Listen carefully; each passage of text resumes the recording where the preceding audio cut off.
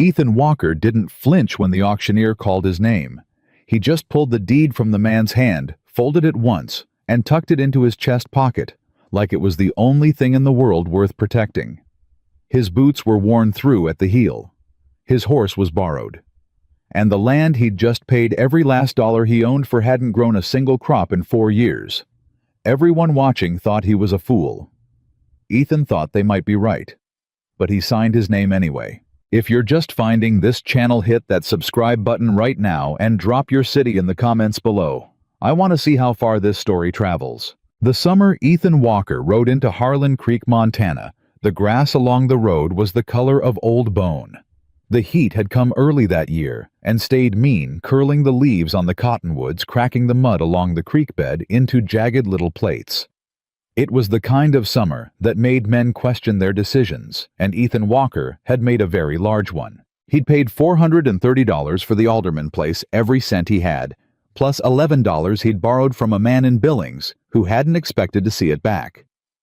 The alderman place sat at the north end of the valley on 63 acres that nobody else had wanted. The fences were down. The well had gone dry 2 summers ago. The barn roof had a hole in it wide enough to park a wagon under, and the house, if you could still call it that, was missing its front door entirely, the frame standing open to the world like a mouth that had forgotten how to close. People in Harlan Creek had opinions about what Ethan had done. "He paid $400 for that," said Roy Cutter at the feed store loud enough that 3 other men could hear. "Man's either stupid or desperate." "Probably both," said the man beside him. Ethan had heard it. He'd been standing 6 feet away loading a sack of oats onto his borrowed horse. He didn't turn around. He just lifted the sack, tied it down, and walked his horse out of the lot without looking back. That was the first day. The second day he started on the well. He didn't have a pump yet. He dug with a spade and a hand auger he'd borrowed from the hardware man in town, a quiet fellow named Amos, who hadn't asked questions and had charged him fair. The ground was hard and dry for the first 4 feet, then it softened into clay. Ethan worked until his shoulders burned and his hands went raw, and when dark came, he stopped, laid the tools against the fence post, and went inside the roofless barn to sleep on his bedroll. He woke before dawn. He started again. By the 4th day, he had water, not much, and not clean, but water. He filtered it through cloth and let it settle and boiled what he needed. He didn't celebrate. He just moved to the next thing. That was how Ethan Walker operated. One problem at a time. One post, one board, one bucket.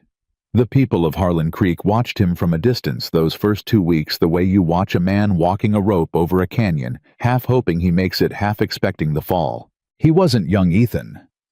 35 years old, lean through the middle, wide through the shoulder.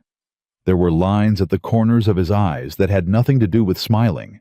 They came from years of squinting into the wind across open country. He'd worked ranches in 3 states before this. He knew cattle. He knew horses. He knew how to read the weather in the color of the clouds and how to fix a fence in the dark, using nothing but feel and memory. What he didn't know, what he had never been particularly good at, was asking for help. He'd come to Harlan Creek alone. He intended to stay that way. The Hayes Ranch sat 2 miles south of the Alderman place, separated by a long rolling rise of land and a creek that ran clean in the spring and thin in the summer. It was one of the largest operations in the valley. 400 acres good grass, a proper well, a house with glass in every window. Samuel Hayes had built it from nothing 30 years ago, and he ran it with the kind of quiet authority that didn't need to announce itself. Samuel was 61 years old. He was not a large man, but he carried himself like one. He wore the same hat every day, a dark felt brimmed flat and wide. And he had a way of looking at a man that made the man feel he was being weighed and measured, and the results weren't yet decided. He'd heard about Ethan Walker before the week was out.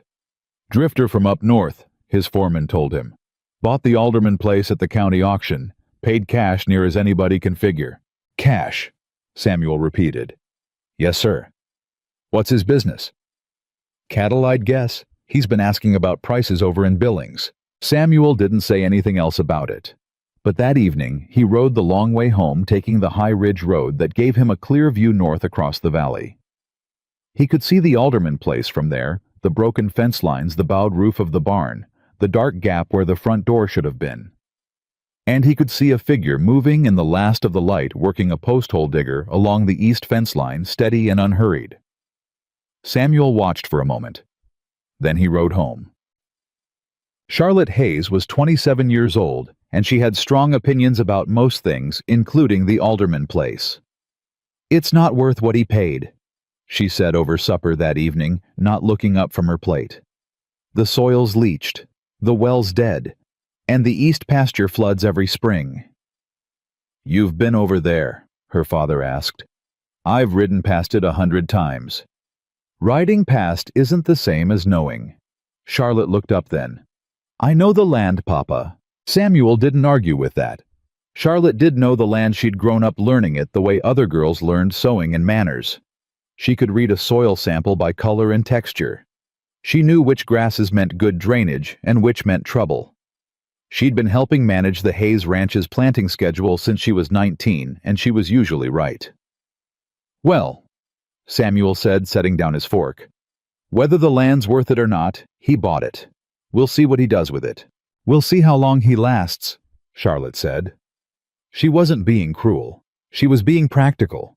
She'd watched men come through Harlan Creek before full of plans, and she'd watched them leave when the plans met the reality of that particular piece of ground. She had no particular feeling about Ethan Walker, one way or another. He was simply another variable she had already factored and found wanting. She was wrong about that, but it would take her a while to admit it. The first time Charlotte actually saw Ethan Walker up close, it was an accident. She'd ridden out on a Tuesday morning to check the fence line on the north end of her father's property. They'd lost 2 steers through a gap the week before, and she'd wanted to find where the line had gone soft. She was moving along the creek when she heard the sound, a horse in distress. Not the ordinary kind of protest you got when an animal was being contrary, but the flat, rhythmic, struggling sound of something that had gone down wrong and couldn't get up. She turned her horse and pushed through the brush along the creek bank, and there it was, a bay gelding, gray-muzzled with age on his side in the mud, where the bank had given out.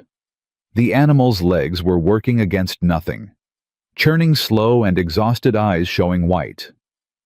He'd been down a while, long enough that panic had burned itself out and left behind something closer to surrender.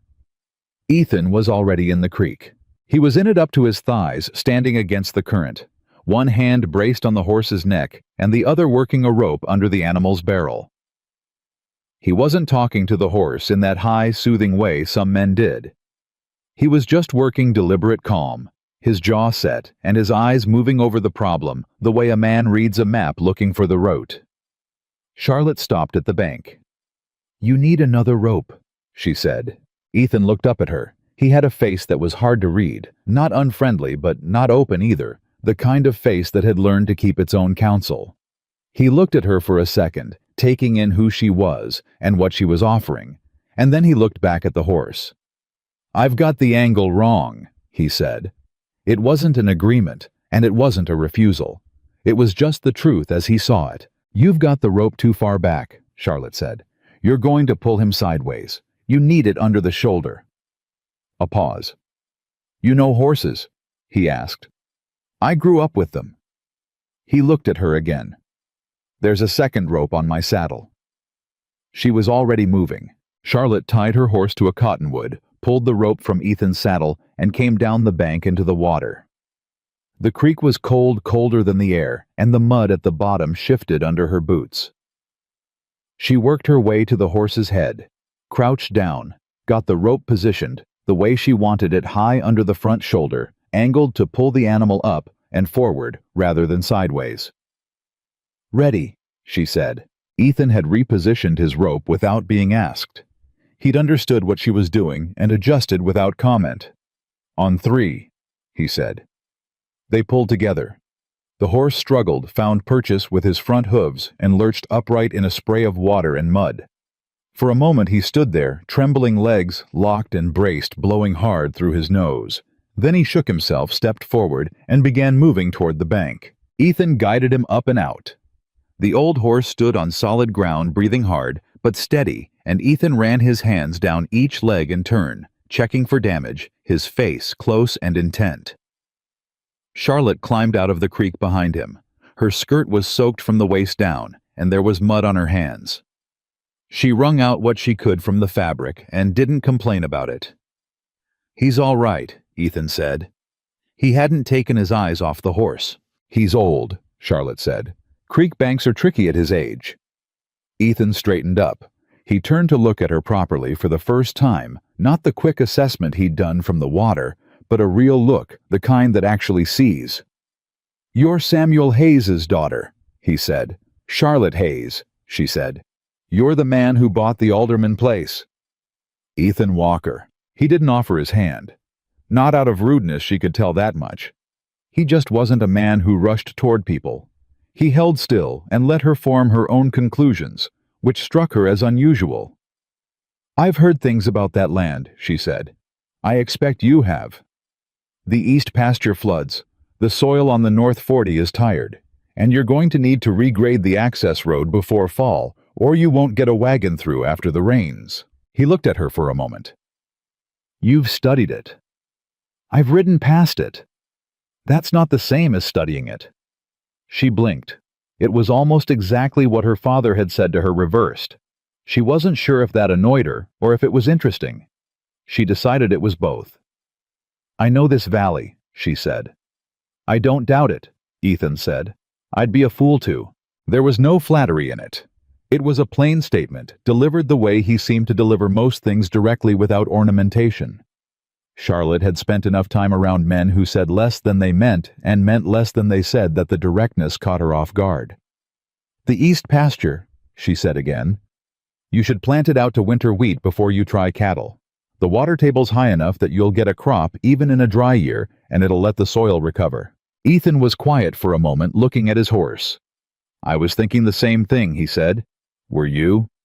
"Yes, ma'am." Charlotte studied him. There was something in the way he said it that made her believe him not defensive, not conceding, just honest. He had thought the same thing. He wasn't going to pretend otherwise to seem more competent, and he wasn't going to overthank her to seem more humble. He'd just said what was true.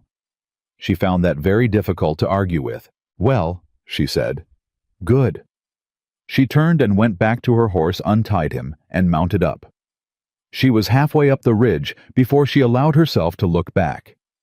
Ethan Walker was already moving back toward the Alderman place, leading the old bay behind him, not looking in her direction at all.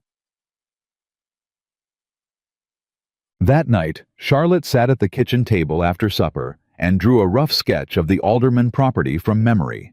The fence lines, the pastures, the position of the well, the slope of the land toward the creek. She wasn't sure why she did it. She told herself it was habit. She told herself she was simply curious about the land, which was true enough. She did not tell herself anything about the man. Samuel Hayes noticed the mud on his daughter's skirt at supper and didn't say anything until they were clearing the table. "Trouble at the creek?" he asked. "A horse went down on the bank. The Walker man's gelding." Samuel was quiet for a moment. "You helped him." "The horse needed help." "You helped him," Samuel said again. It wasn't an accusation. It was closer to a file note, the kind of thing a man stores away to consider later. Charlotte took the dishes to the basin and changed the subject. But her father had a memory, like the land itself, slow to receive impressions, slow to release them. The summer moved the way Montana summers do, hot and long and full of work. Ethan kept to himself, which was his nature. But the valley had a way of making isolation difficult. Harlan Creek was a small town, and a small town had a gravity of its own. It pulled people toward each other, whether they meant to go or not. At the feed store, Ethan ran into Roy Cutter again. Roy was a big man, florid and loud, the kind of man who filled a room with his voice first and his body second. He had a small operation on the west end of the valley that hadn't done particularly well in years, a fact that had made him progressively less generous in spirit. Walker. Roy said, leaning against the counter like he owned it. I hear you're planning on wheat. Ethan set his list on the counter for Amos to fill. That's right, on the Alderman place. Roy said it the way people said things when what they meant was something else entirely. That's right, Ethan said again. Man before you tried wheat. Year before that man tried barley. Year before that, I know the history of the land cutter. Roy paused. He wasn't used to being interrupted, and he wasn't used to the particular quality of stillness that Ethan Walker had, the kind that wasn't passive, that was more like a loaded thing, waiting to be either used or put away. Just saying, Roy said.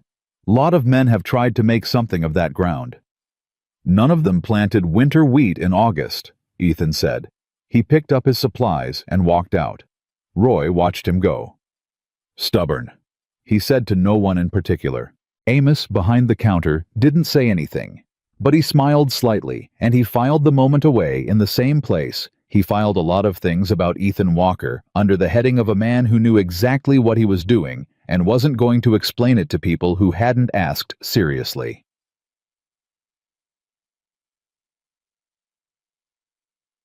On a Friday afternoon in the third week of July, Ethan was working the north fence line, new posts, new wire, the kind of work that took time and muscle and no particular inspiration when he heard hoofbeats on the ridge road.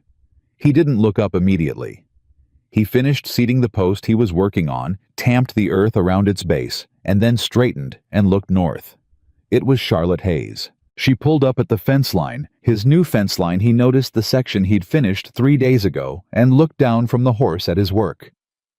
She had that way about her he'd come to understand in the short time since the creak of looking at things directly and making up her mind without apology. Wire spacing's tighter than standard, she said. Cattle lean against wire, Ethan said. Standard spacing invites them to try. A pause. My father uses 12-inch spacing on the south pasture for the same reason. Your father knows cattle. Charlotte looked at him. He'd like to talk to you. That surprised him. He didn't show it, but it surprised him. About what? He didn't say specifically. She paused. He doesn't usually explain himself in advance. It's a habit. I can respect that. Can you come Sunday? Ethan looked at the fence post in his hand, at the long line of work still ahead of him, at the sky that was already turning toward evening. I can come Sunday, he said. Supper, Charlotte said. 6 o'clock. She turned her horse and rode back up the ridge without waiting for a response, which was, Ethan was beginning to understand, also a habit. He stood there a moment looking after her. Then he turned back to the fence and drove in the next post. Saturday night, Ethan cleaned his one good shirt with water from the well and spread it on a fence rail to dry in the morning air. He polished his boots with a piece of cloth and the last of the tin he'd bought in Billings 3 months ago. He did these things without ceremony, the way he did most things, because they were the right things to do, not because he expected them to matter to anyone else. He'd been to ranch suppers before. He knew what they were, part hospitality, part assessment. A man invited you to his table to see how you held a fork and what you said when you weren't talking about work, and whether you were in the end the kind of man he could trust his land and his business near. Ethan understood that. He had no quarrel with it. A man who built something worth protecting had every right to be careful about who he let close to it. He just had to make sure that when Samuel Hayes looked at him across that table, what he saw was what was actually there. Not more, not less. Just the truth of it. Sunday came in bright and windless, the kind of late July day that had some mercy left in it before August arrived and took mercy away entirely. Ethan rode down to the Hayes Ranch at 5:45, came in through the gate, and tied his horse at the post by the water trough without being asked where to go. A man who'd worked ranches his whole life knew where to tie a horse. The house was large and well kept, the kind of house that had been added to over years rather than built all at once. You could see the seams of it, the places where a room had been added or a porch extended, the evidence of a life that had grown and required more space to hold it. There were flower boxes under the front windows, which surprised him slightly. He hadn't pictured Samuel Hayes as a man who kept flower boxes. He knocked at the door. Charlotte opened it. She was wearing a blue dress, plain and well-made, and her hair was back in a way that was more formal than it had been at the creek or on the Ridge Road. She looked at him the way she always looked at him, directly, without prelude. "You're early," she said. "I'm on time," he said. She considered that for a moment. "Come in, then." Samuel Hayes was in the front room, standing by the window with a cup of coffee, already looking at Ethan when he walked in.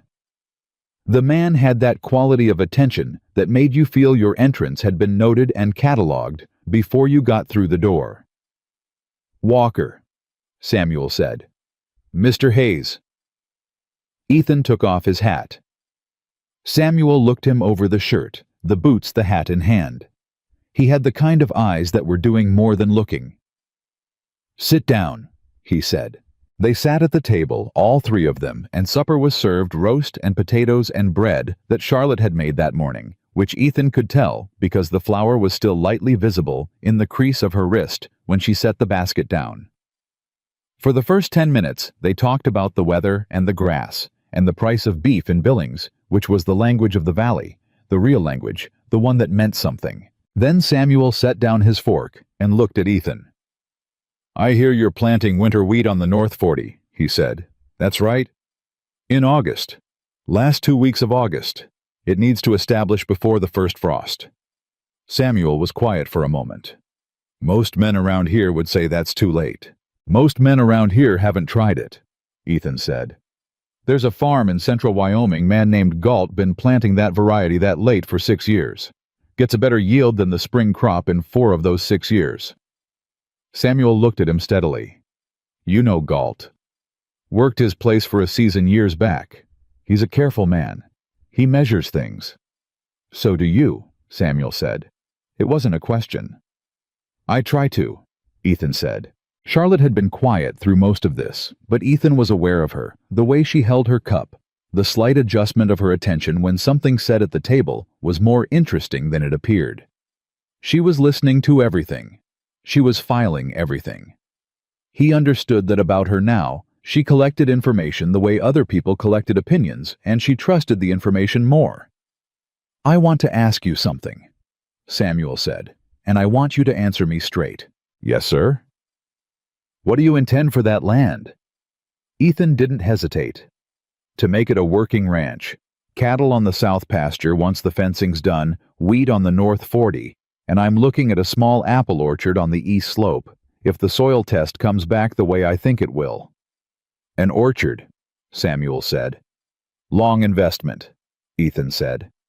"Takes time, but the slope faces right, and the soil at that elevation holds moisture longer. I think it'll do." Samuel picked up his fork again, which was not nothing. A man didn't pick up his fork if he was about to argue. "The water rights on that creek property are complicated," he said. "You know that—" "I've read the deed 3 times, Ethan said. "I know what I have and what I don't. I'm not looking to take what isn't mine." That landed in the room quietly and stayed there. Charlotte looked at Ethan. Then, not the swift assessing glance she'd given him at the creek, not the careful observation from the Ridge Road, but something longer. Something that was closer to recognition. Samuel didn't say anything for a moment. He ate. He drank his coffee. And then, "You'll need help with that well before the summer's out. The aquifer on the Alderman place runs deep. I had a man drill for me 2 years ago. Good equipment, knows the ground. I can send him to you." Ethan was quiet. "I don't need charity," he said. "Not hard, just clear." "It's not charity," Samuel said. "I've got use for that North 40 being productive. A working neighbor is better than an empty one. That's business." A long pause. Ethan looked at his plate. He turned this over the way he turned most things, carefully checking the angles of it, making sure he understood what it was. "I'd appreciate the name of the man," he said finally. "I'll pay him fair." Samuel nodded once. "Fair's all I ask." They finished supper. The evening cooled slightly as the sun dropped behind the ridge.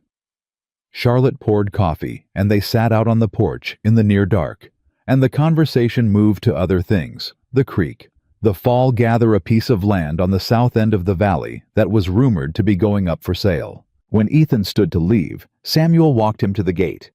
They shook hands, and Samuel held the handshake a moment longer than necessary, the kind of extra second that means something. "Walker," he said. "Mr. Hayes." "You're doing the work right," Samuel said. "I'll give you that." It was not lavish praise. It was barely praise at all. But from Samuel Hayes, Ethan understood it was a significant thing. He rode home in the dark with the stars thick overhead and the nighthawks calling, and he didn't let himself think too much about the porch in the last of the light, or the way Charlotte Hayes had looked at him when he'd said he wasn't looking to take what wasn't his. He had too much work to do. That was what he told himself. He was telling himself the truth. He just wasn't telling himself all of it. The week after supper at the Hayes Ranch, Ethan drove the last post on the north fence line and stood back to look at what he'd built. 412 feet of new wire, tight and level, every post seated 2 feet deep in ground that had tried its best to resist him. He ran his hand along the top wire once, not checking it, just feeling it, and then he picked up his tools and went to start on the well. The driller Samuel had sent was a man named Pete Burrows, short and tobacco-stained, who arrived Monday morning with a mule-drawn rig and the particular confidence of a man who had spent 30 years finding water underground and was never wrong about it. He walked the property first without speaking, hands in his pockets, looking at the ground the way Ethan looked at fence posts, not at the surface, but at what was underneath. 40 feet, Pete said finally. Maybe 45. You've got a seam running northeast under this whole flat. It's good water, cold. How long? Ethan asked. 3 days if the rock cooperates. 4 if it doesn't. What do I owe you? Pete named a figure. Ethan paid half up front from the folded bills he kept in the inside pocket of his coat, and Pete shook his hand and went to work. Charlotte rode by on the second day. She didn't stop at first. Ethan saw her on the ridge road moving at an easy pace, and he didn't wave or call out, which was his way. But she slowed, and then she stopped, and then she turned her horse down the slope toward the property line. "He found water," she called. 42 feet, Ethan called back. "Hit it this morning." She walked her horse closer, looking at the rig, at the dark, wet core samples laid out on the ground beside it. "What's the flow?" "Pete says 8 gallons a minute. Says it won't quit." She was quiet for a moment, studying the samples. "My father will be glad to hear it." "I'll tell him myself," Ethan said. "I owe him that." Something shifted in her expression, not much, just a small adjustment around the eyes. She nodded once and turned her horse back toward the ridge. She was 10 yards away when she stopped without turning around. "The east pasture," she said. "The soil's better closer to the creek line than it looks. If you run your seed rows parallel to the water, rather than perpendicular, you'll use the moisture gradient and get better germination." A pause. "I know," Ethan said. She turned her head just far enough that he could see the edge of a reaction, not quite a smile, not quite something else either, and then she rode up the ridge and was gone. Pete Burrows watched her go from beside his rig. He looked at Ethan. He looked back at the ridge. "Neighbor?" he said. "Neighbor's daughter," Ethan said. Pete made a sound that wasn't quite a word and went back to work, but he was smiling at the ground, and he didn't bother to hide it. The seed went in during the last week of August, just as Ethan had planned. He worked the North 40 from first light to last, the borrowed seed drill pulling steady behind his horse row after row across ground that hadn't been asked to produce anything in 4 years. The soil surprised him. It came back easier than he'd expected, looser beneath the dry crust, darker. Good ground that had only been tired, not ruined. Roy Cutter watched him from the road one afternoon, sitting his horse with his forearms crossed on the saddle horn, not saying anything for a long while. "You're late," Roy said finally. Ethan kept walking the drill forward. "I know what I'm doing, Cutter." "Last man planted late on that ground. The frost took him before he could establish." "Last man used spring wheat," Ethan said. "Different variety, different roots. Roy was quiet again. Then, "You're going to look real foolish come October." Ethan turned at the end of the row, straightened the rig, started back the other direction. "Then I'll look foolish in October," he said. "Meantime, I've got rows to finish." Roy sat there another minute. Then he rode on. Amos, who had been passing by on the road in his wagon and had heard the whole exchange, waited until Roy was out of sight and then pulled up even with Ethan's fence. "Don't mind him," Amos said. "I don't," Ethan said. "He lost his best pasture to bad seed 2 summers back. Makes him critical." Ethan glanced over. A man who's failed at something always thinks he knows exactly why someone else is going to fail the same way. Amos thought about that for a moment. "That's a true thing," he said. "That's a real true thing." He clicked his horse forward and rolled on down the road, and Ethan went back to his rows. By the end of the week, the North 40 was planted. He stood at the edge of it in the early evening and looked out across the disturbed earth, the clean geometry of the seed rows, the first faint suggestion of moisture already rising from the ground. He felt the way he always felt when he finished something, not satisfied exactly, but resolved, like a question had been answered at least for now. He went inside and made coffee and sat at the table with the land deed spread out in front of him, reading the water rights clauses again by lamplight. He'd read them a dozen times. He read them again anyway. There was a section in the deed that bothered him. A clause about the creek access. It was written in the loose language of 20 years ago, the kind of language that could be read 2 different ways, depending on who was reading and what they needed it to say. He'd been carrying it around in the back of his mind for weeks. Not worried exactly, but aware of it, the way you're aware of a weather sign that might mean nothing and might mean everything. He folded the deed and put it back in his coat pocket. There were things he could control and things he couldn't. He'd learned that lesson on enough different pieces of ground in enough different states that it had stopped being a frustration and become simply a fact, like the distance between fence posts or the number of hours in a working day. He put out the lamp and went to sleep. The first green showed on the north 49 days after planting. Ethan was checking the fence on the east side when he saw it, the faintest wash of color across the dark soil. The new shoots barely an inch high, but unmistakably there, unmistakably alive. He crouched down and looked at the nearest one up close. Healthy, even. The root was seated right. He stood up. He didn't say anything. There was no one to say anything to. He just looked at it for a long moment, and then he went back to the fence. Charlotte saw it 2 days later from the Ridge Road, and she pulled up her horse and stared at it for a solid minute before she made herself ride on. That evening, she told her father. "His wheat is up," she said. Samuel looked up from the ledger he was working. "Already." 9 days in, even germination across the whole 40. He got the soil prep right. Samuel was quiet for a moment. He looked back at his ledger, but he wasn't writing. "Came up fast," he said. "He planted the right variety," Charlotte said. "I looked it up after he mentioned Wyoming. It's a winter-hardy strain, shorter establishment window than the common seed. Most men around here don't use it because you have to know when to put it in." And he knew. Yes. Samuel turned a page in the ledger that didn't need turning. "You've been watching his operation. I ride that road every week, Papa." "Charlotte." She looked at him. "I'm not criticizing," Samuel said. He met her eyes with the directness that was a family trait, something she'd inherited from him, and sometimes resented for that reason. "I'm noting." "There's nothing to note," she said. Samuel went back to his ledger. "I'm sure?" he said in the tone of a man who is not sure at all and has decided to say nothing further about it. Charlotte took her coffee cup to the window. The Ridge Road was dark and empty. The lights at the Alderman place, at Ethan's place, she corrected herself, were just visible over the rise, a single lamp in the window of the house. She watched it for a moment longer than was strictly necessary. Then she went to bed.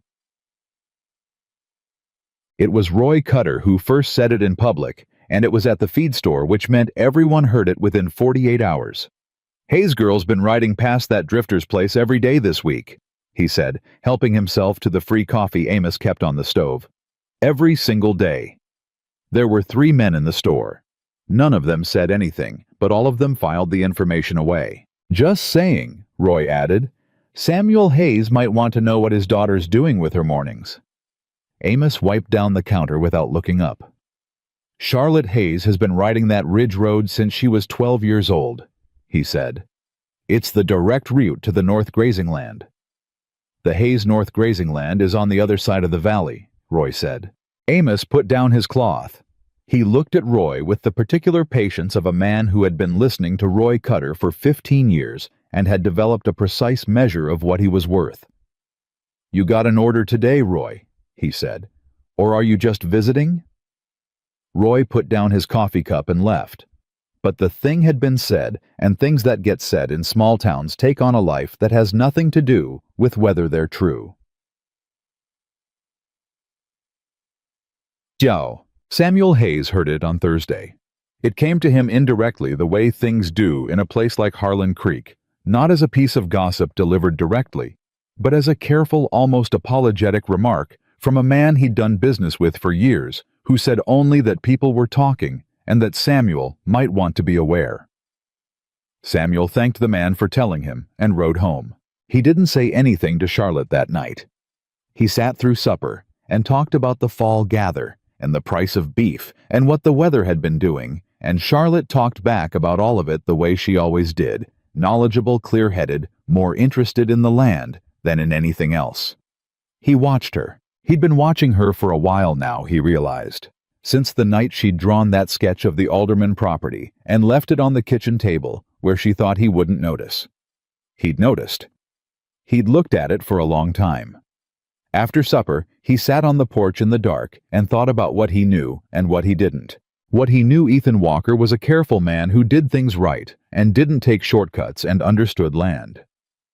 He was quiet in a way that was not weakness. He had come to the valley with nothing but skill and intention, and he was building something real from the worst piece of ground available. What he didn't know whether real was enough, whether skill was enough, whether a man with no land, no family name, no standing in the valley was ever going to be in a position to offer his daughter anything that matched what she was worth. He sat with that for a while. Then he went inside and put out the lamp and lay in the dark for a long time before he slept.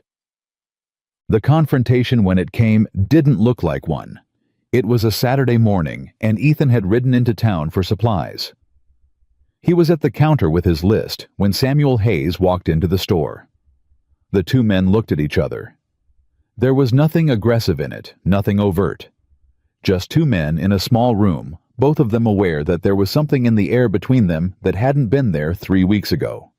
"Walker," Samuel said. "Mr. Hayes." Samuel picked up a few items he needed, brought them to the counter. He stood beside Ethan while Amos filled both their orders. The silence between them was the kind that had weight to it, not hostile, but occupied. Then Samuel said very quietly, "My daughter knows this valley better than most men in it." Ethan didn't look at him.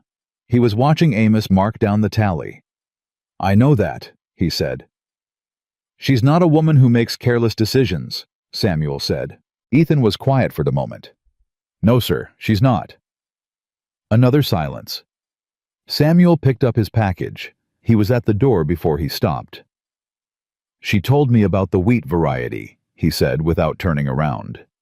"Said you already knew to plant parallel to the creek line." "I did know," Ethan said. "But you listened to her tell you anyway." A beat. "Yes, sir," Ethan said. Samuel pushed open the door. "Sunday supper. Walker, same time." He walked out. Amos had been studying the ceiling during this exchange.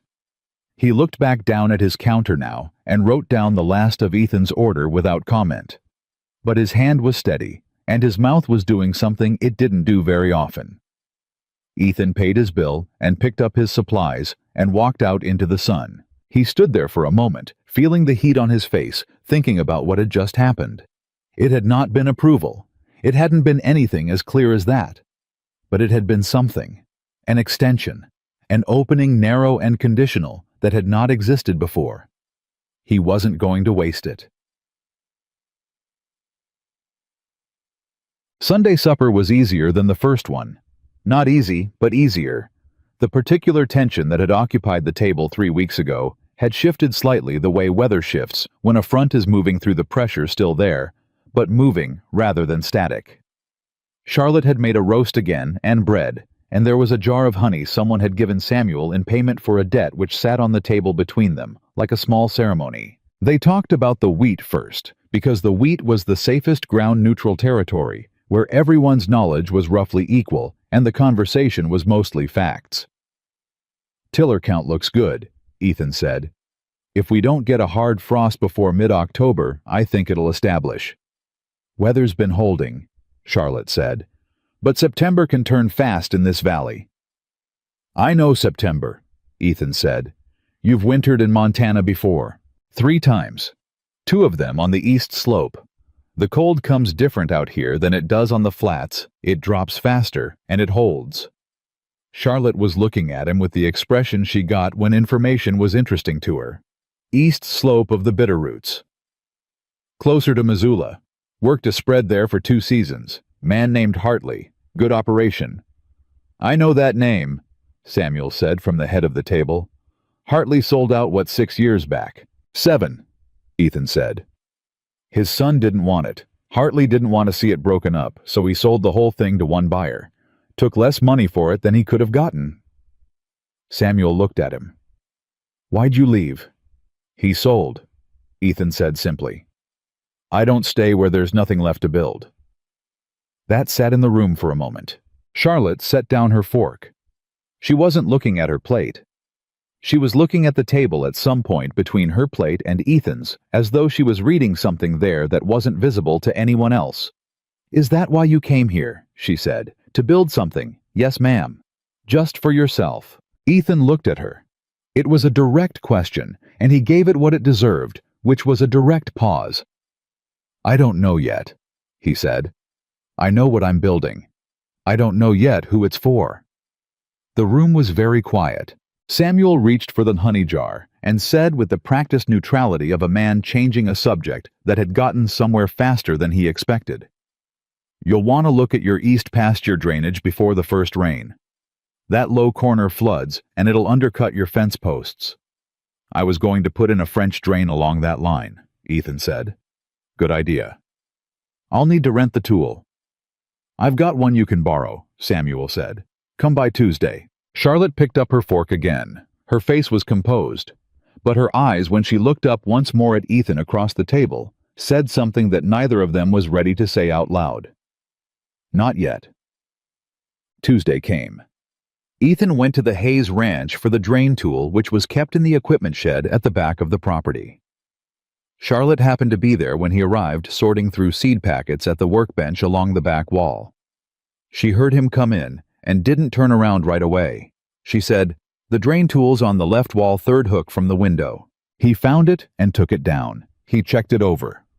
The way he checked all borrowed tools, the condition of it, how it had been maintained, what it said about the man who owned it. It was in good shape, oiled and clean, the blade sharp. "How long do you need it?" Charlotte asked. She still hadn't turned around. 2 days, Ethan said. "Maybe 3 if the ground's stubborn." "It won't be. The soil on that side is loose. You'll be done in 2. "You know the east pasture that well." Now she turned. She had a seed packet in her hands, and she was looking at him the way she always did, level and clear, and like she was making a decision about something. "I walked every inch of this valley when I was growing up," she said. "My father used to take me with him when he inspected the land boundaries. I was 12 years old walking property lines in the August heat, and he'd stop every 30 feet and ask me what I noticed." "What did you notice?" Ethan asked. "Everything," she said. That was the point. He was quiet for a moment, turning the tool over in his hands. "He taught you well." "I know," she said. She said it without any false modesty, and without any pride either, just the flat truth of it, the way Ethan spoke. "He wanted me to understand what we had, what it cost to build, and what it cost to lose." "Sounds like a man who'd been through both," Ethan said. He had been. She paused. He lost everything once. Before I was born, drought took the first ranch, the one in eastern Montana. He had to start over from nothing. This place is the second attempt. Ethan looked at her. I didn't know that. Most people don't, she said. He doesn't talk about it. He built it into how he does things. Everything is done right the first time because there might not be a second chance. Ethan was quiet for a moment. He thought about Samuel Hayes, sitting at the head of his table, the way the man moved and spoke and held himself. The precision of it, the weight behind it. It made more sense now. All of it made more sense actually, knowing that the solidity of the man had come from loss. He looks at you, Charlotte said, and sees someone doing it the same way. First time right, no shortcuts. It matters to him. I'm not doing it for him, Ethan said. I know, she said. That's why it matters. They looked at each other. The shed was warm, and the dust of summer was in the air between them, and the seed packets in Charlotte's hand were making a quiet sound in the breeze from the open door. It was an ordinary moment. It was not a small moment. Tuesday after next, Charlotte said very carefully, I'm going to ride the south fence of your east pasture. I want to see how the drainage runs after you've put the French drain in. You're welcome to, Ethan said. I know I am, she said. She turned back to her seed packets. Bring the tool back when you're done. Ethan carried the drain tool out into the sun. He tied it to his saddle, mounted up, and rode back north. He didn't allow himself to think about her all the way home. He thought about the drainage problem instead, the angle of the slope, the depth of the cut where the water would run.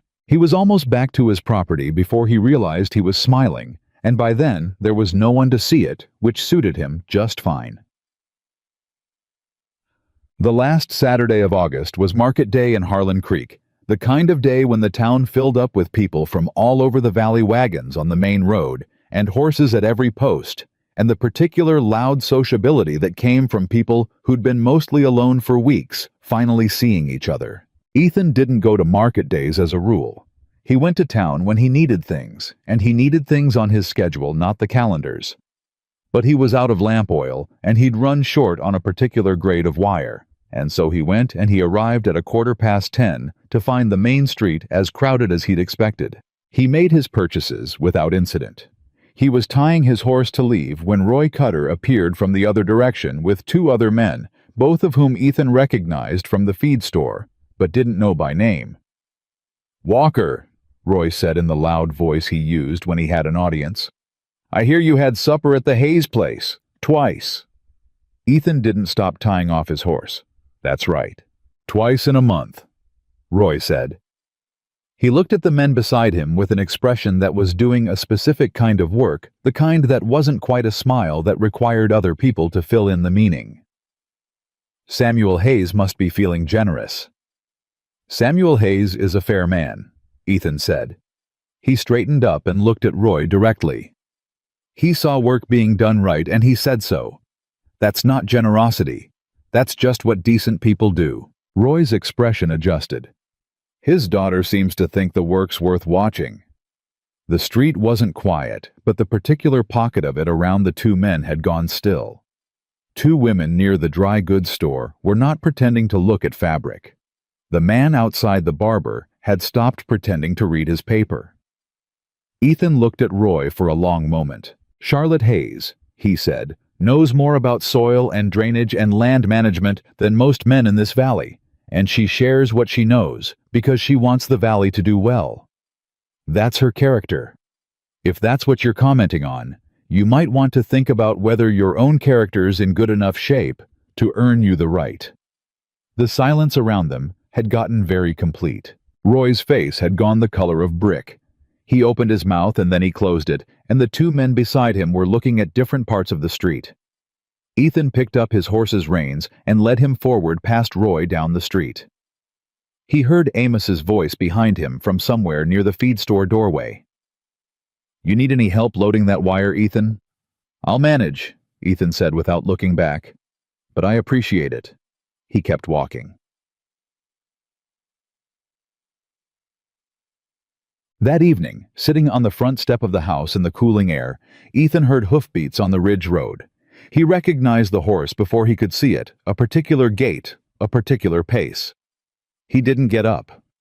Charlotte pulled up at his gate and looked at him over the fence. "I heard what happened at market," she said. He looked back at her. "News travels fast." "In this valley, faster than that." She paused. "You didn't have to say that.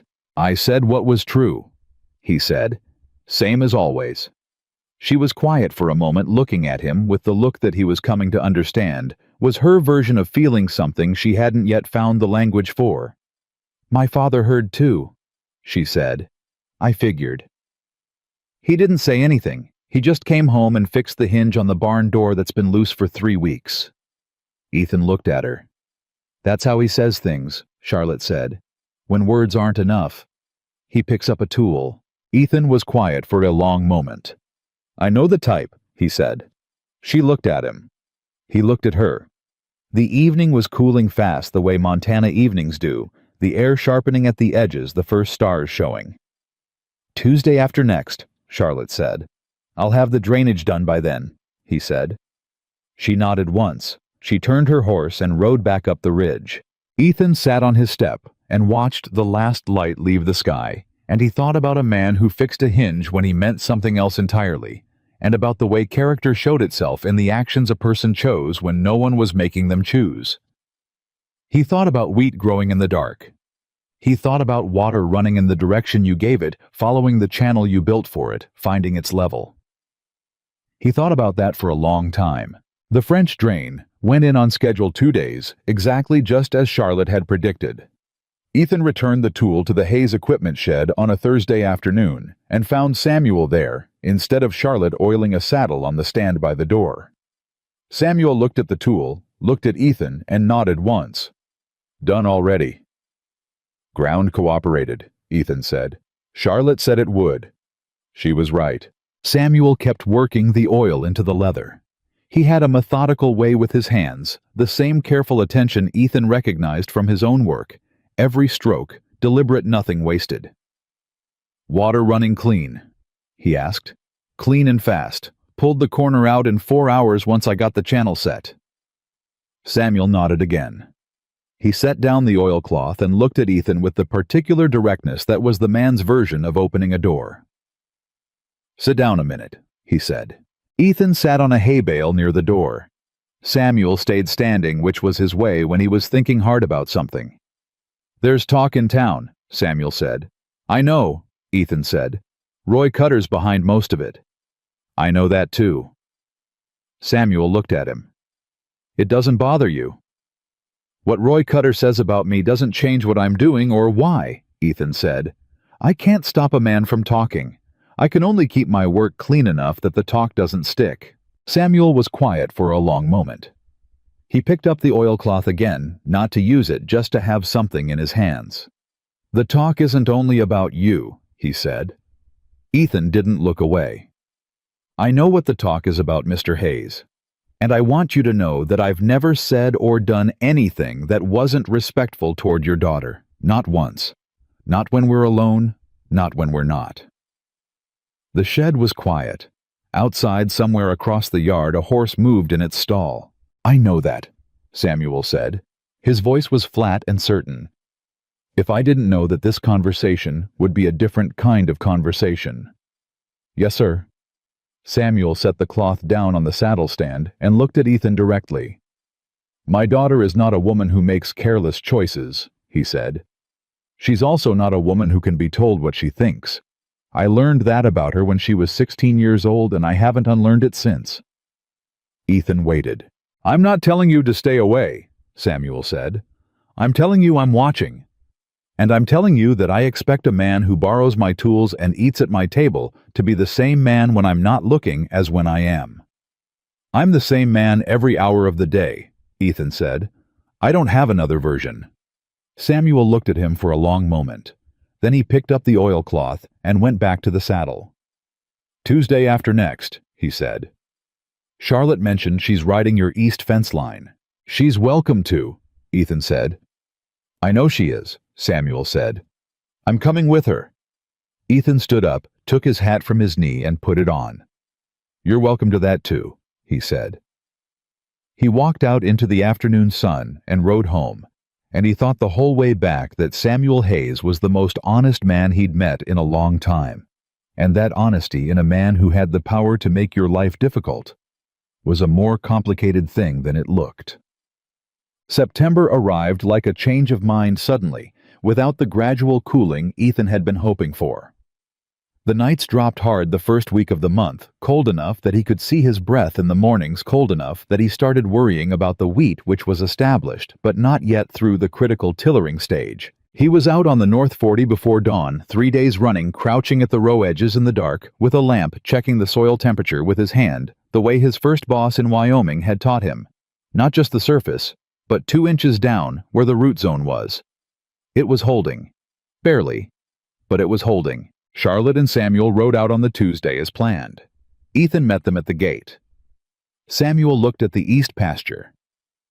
First walked the drainage channel Ethan had cut, crouched down, and felt the soil moisture at the low corner, the way a man checks something he's been wondering about. He stood up without comment, which was its own comment. Charlotte walked the fence line. She ran her hand along the wire, checked the corner bracing, looked at the post spacing.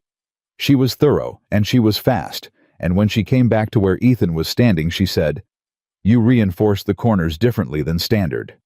"Double braced," he said. "This soil heaves in spring. Standard bracing pulls loose."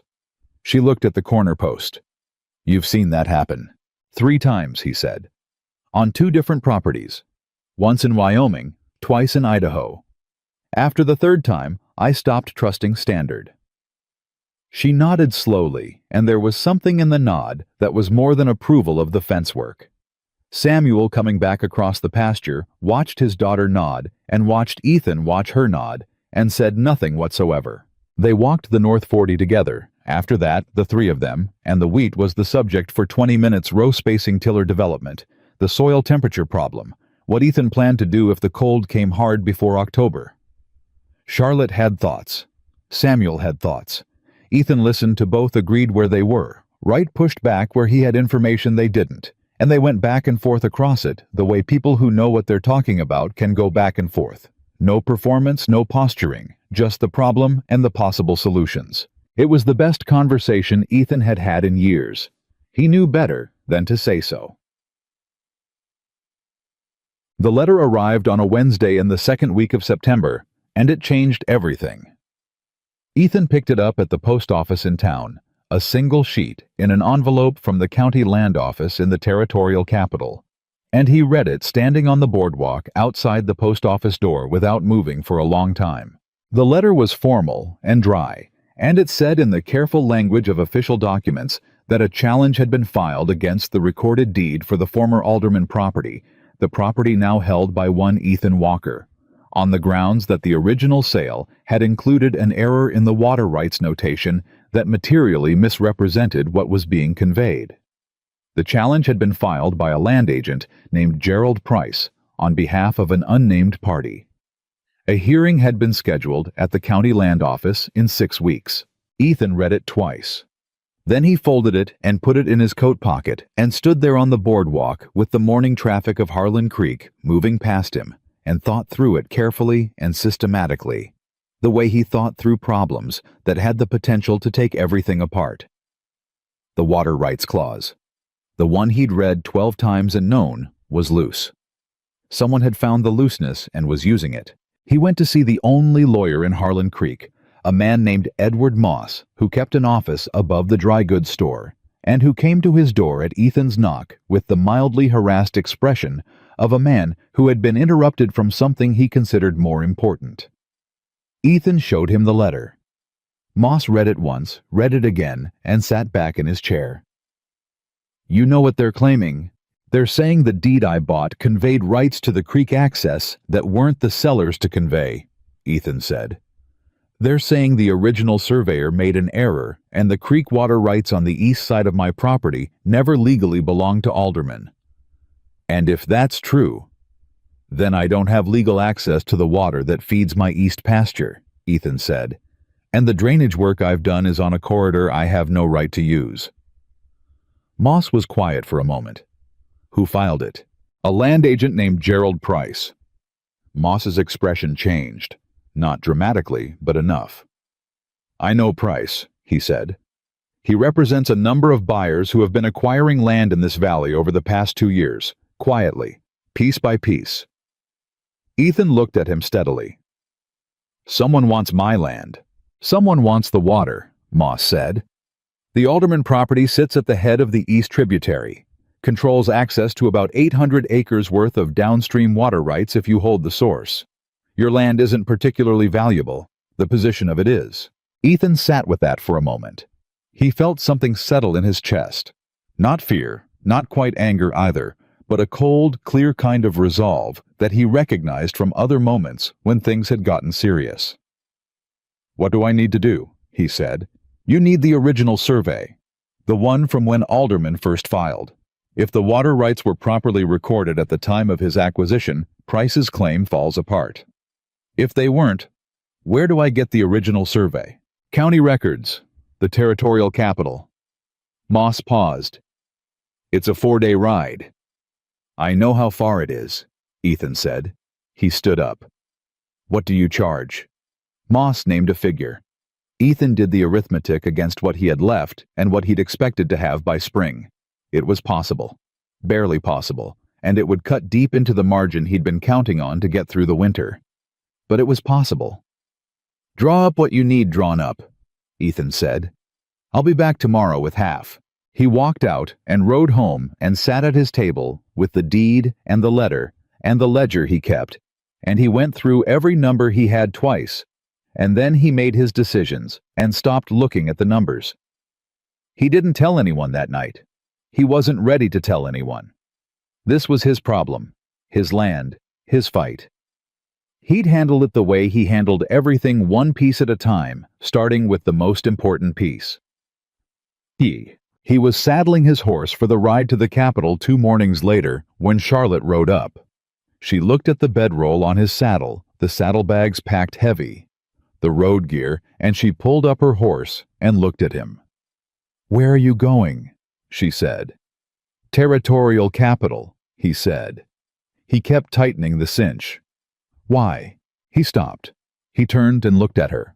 She was watching him with the expression that meant she was already halfway to knowing and was asking because she wanted him to tell her himself. I got a letter from the county land office, he said. Someone's filed a challenge against my deed. The color in her face didn't change, but something behind her eyes did. The water rights, she said immediately. He looked at her. You know about this. Not about your deed, she said. But I know about Price. He's been buying land in this valley for 2 years. He bought the Connolly place in the spring. Old Connolly needed the money, took what Price offered, and found out afterward the offer was half what the land was worth. Price represented a buyer who nobody's been able to identify. She paused. My father tried to find out who the buyer was. He couldn't. Ethan finished with the cinch and straightened up. I need the original survey from Alderman's filing, he said. If it's clean, the challenge fails. If it isn't, it's clean, Charlotte said. He looked at her. I've seen it, she said. 3 years ago, when the Alderman place first went to auction, my father had me research the title history. The water rights were properly recorded in 1871. The surveyor's notation is clear. Whoever's telling Price there's an error in the deed is either lying, or they found an error somewhere in the chain between 1871 and now. Ethan was quiet. You're certain? I wrote down the recording number, she said. She reached into her coat pocket and pulled out a folded piece of paper, old crease-worn, the kind of paper that had lived in a pocket for a long time. She held it out to him. He took it. He unfolded it and looked at it. It had a number, a date, a notation in Charlotte's handwriting. He looked at it for a long moment. You've had this, he said. Since the auction, she said. I looked up the title because I was curious about the land. I keep notes. He looked at her, really looked at her the way he'd looked at the wheat when it came up, the way he looked at a fence corner he'd built right. There was something happening in his chest that he'd been carefully not naming for weeks, and he still wasn't going to name it, not here, not now. But it was there, and it was solid, and it was not going away. "I still need to ride to the Capitol," he said. "I need the original document, not just the number. The lawyer needs something he can put in front of the hearing." "I know," she said. "I'm not saying don't go. I'm saying take that number with you and go to the East Records Room first. 3rd floor. The 1871 surveys are in the bound ledgers on the north wall." He folded the paper and put it in his inside pocket next to the deed. "4 days there," he said. "If you ride straight," she said. "I'll ride straight." She looked at him steadily. "Ethan." It was the first time she'd used his given name. Just that one word said plainly, and it hit differently than anything else she'd said in 2 months of knowing him. He stayed very still. "Be careful," she said. "Always am," he said. He mounted up. He looked down at her from the horse, and she looked up at him, and neither of them said the thing that was in the air between them, because neither of them was quite ready to say it yet, and both of them knew it, and that was all right. He touched the brim of his hat and rode south. Done. He was gone 6 days, not 4. The records room took longer than expected. The 1871 ledgers had been reorganized at some point, and the recordings weren't where they should have been, and Ethan spent most of the second day going through the bound books shelf by shelf until he found the right one. The notation was exactly where Charlotte had said it would be. The water rights were properly recorded. The chain was clean. He sat in the records room with the book open in front of him and felt something he hadn't felt since the deed had gone into his pocket at the auction, the particular relief of a foundation confirmed solid. He had Moss's clerk copy the relevant pages. He paid the copying fee. He rode back in 2 hard days and arrived in Harlan Creek on a Friday evening, horse tired and himself not much better, and went directly to Moss's office. Moss looked at the documents for 10 minutes without speaking. Then he set them on his desk and looked at Ethan. "This is what we need," he said. "Price's challenge is going to fall apart at the hearing. Whoever told him there was an exploitable error in this chain was either wrong or was hoping you wouldn't find this." "Or was hoping I couldn't afford to find it," Ethan said. Moss considered that. "That too," he said. "A lot of men in your position with 6 weeks and limited funds would have tried to negotiate or settle rather than ride to the Capitol and pull records." "I don't settle what I've earned," Ethan said. Moss looked at him. "No," he said, "I don't imagine you do." Ethan left the documents with Moss and rode home. He unsaddled his horse, watered, and fed him, checked the wheat by lamp in the early dark, and found it holding. The cold had stayed at bay. The tillers were developing the way they should. The ground was doing what good ground does when you treat it right.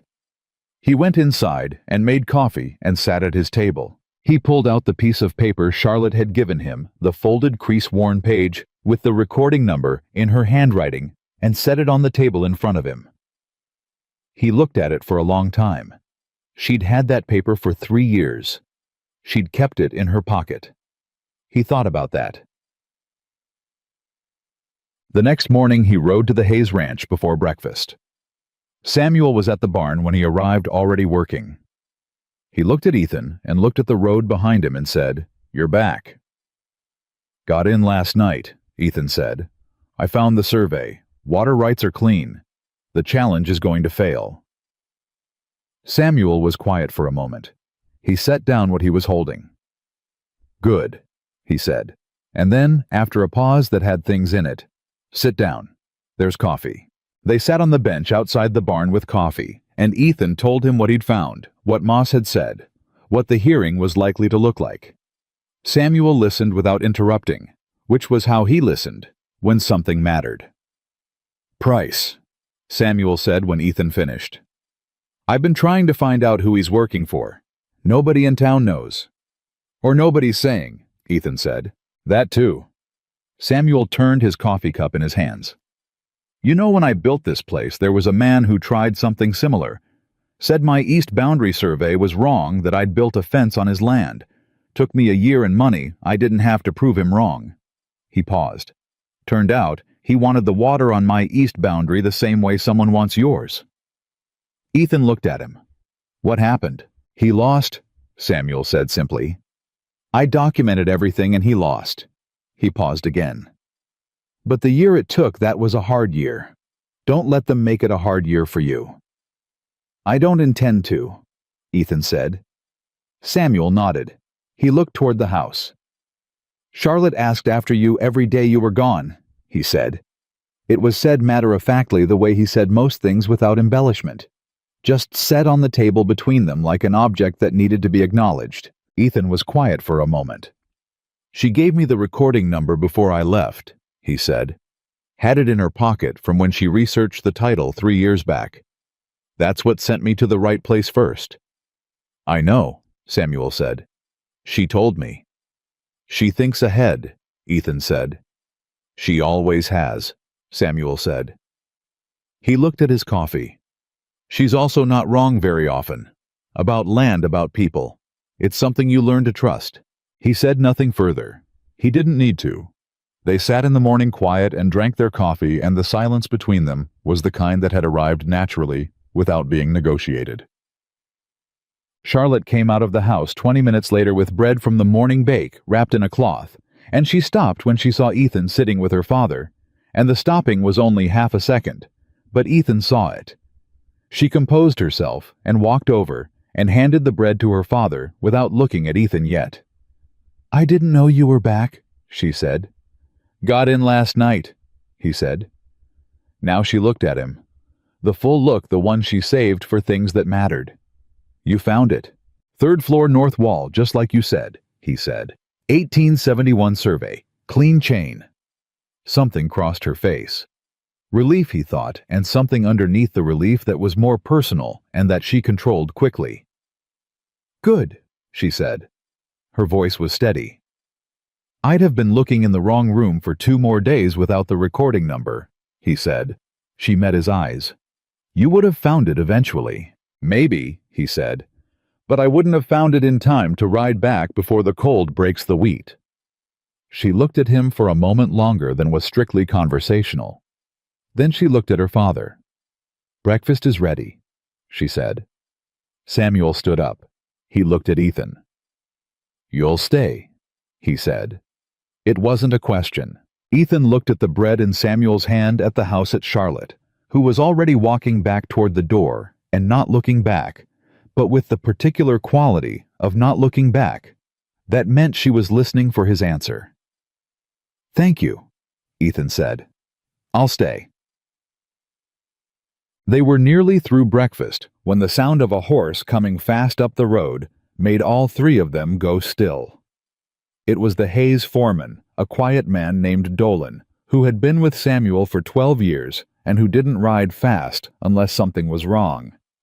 He came through the gate and pulled up hard and looked at Samuel with the expression of a man who has bad news and is trying to figure out the cleanest way to deliver it. "Fire," Dolan said. "North end. It jumped the creek line." Samuel was on his feet before Dolan finished the sentence. "Which side?" Dolan looked at Ethan. "Both sides," he said. Ethan was already moving. The fire had started in the dry grass on the ridge above the valley. Nobody knew how yet, and it didn't matter yet, and it had come down the slope fast in the overnight wind and jumped the creek at the narrow point where the banks were close, and now it was running south through the dry September grass toward the north end of the valley, toward the Hayes North pasture, toward the Alderman place, toward Ethan's wheat. They rode hard. Samuel took 2 of his ranch hands and the water wagon and went for the creek line. The priority was stopping the spread before it reached the main pasture where the Hayes cattle were ranging. Dolan went with him. Charlotte started after them. "Charlotte," Samuel said sharply. "I know how to fight a fire," she said, and she kept riding, and Samuel let her go because he knew better than to spend time arguing what he couldn't win. Ethan rode north toward his own land. The smoke was visible before he reached the property line, heavy and dark, moving fast south on the wind. He came over the rise and saw it. The fire was running along the east side following the dry grass corridor between the fence line and the creek, and it was moving toward the north 40, toward the wheat, He didn't stop to think. He pulled up at his barn, grabbed the spades and the heavy canvas sacking and the water barrel he kept filled because he'd always kept a water barrel filled, and he pushed his horse toward the fire line. The heat hit him 50 yards out. He got off the horse and tied her to the fence away from the smoke line and went forward on foot, which was the only sane way to fight a grass fire. Horse can panic, but a man on the ground can feel what the fire is doing under his feet. He started on the north edge of the wheat field, cutting a break line with the spade, turning the soil to bare dirt, working fast and low against the smoke. The fire was 60 yards east and moving. He had maybe 20 minutes before it reached his line. He worked. He didn't think about the months of work in that field. He didn't think about the money. He thought only about where to put the next spade cut, how wide the break needed to be, whether the wind was shifting. He heard hoofbeats and looked up. Charlotte. She came off her horse at a run, grabbed the second spade from the tools he'd brought, and without a word started cutting the break line on the south end where his reach wasn't. She'd tied a cloth across her face, and she was moving fast, reading the ground the way she read everything quickly, accurately, without wasted motion. "Wind's pushing east," she said between spade cuts. "I see it," he said. "If it shifts back west, the break line needs to be wider on the north end." "I know," he said. He kept cutting. They worked side by side in the smoke, and the heat, not talking except about the fire, where it was moving, where the line needed to go, what the wind was doing. It was the most honest kind of working together, the kind where there's no room for anything but the problem in front of you. The fire reached the east fence line. It hit the bare dirt of the break and slowed.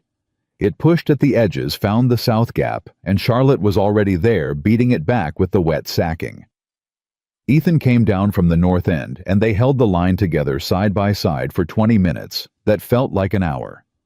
Then the wind died. The fire without wind lost its push. It burned itself out against the break line and went to ground, leaving a black scar along the east edge of the property and the smell of scorched grass and turned earth. Ethan straightened up. He looked at the wheat.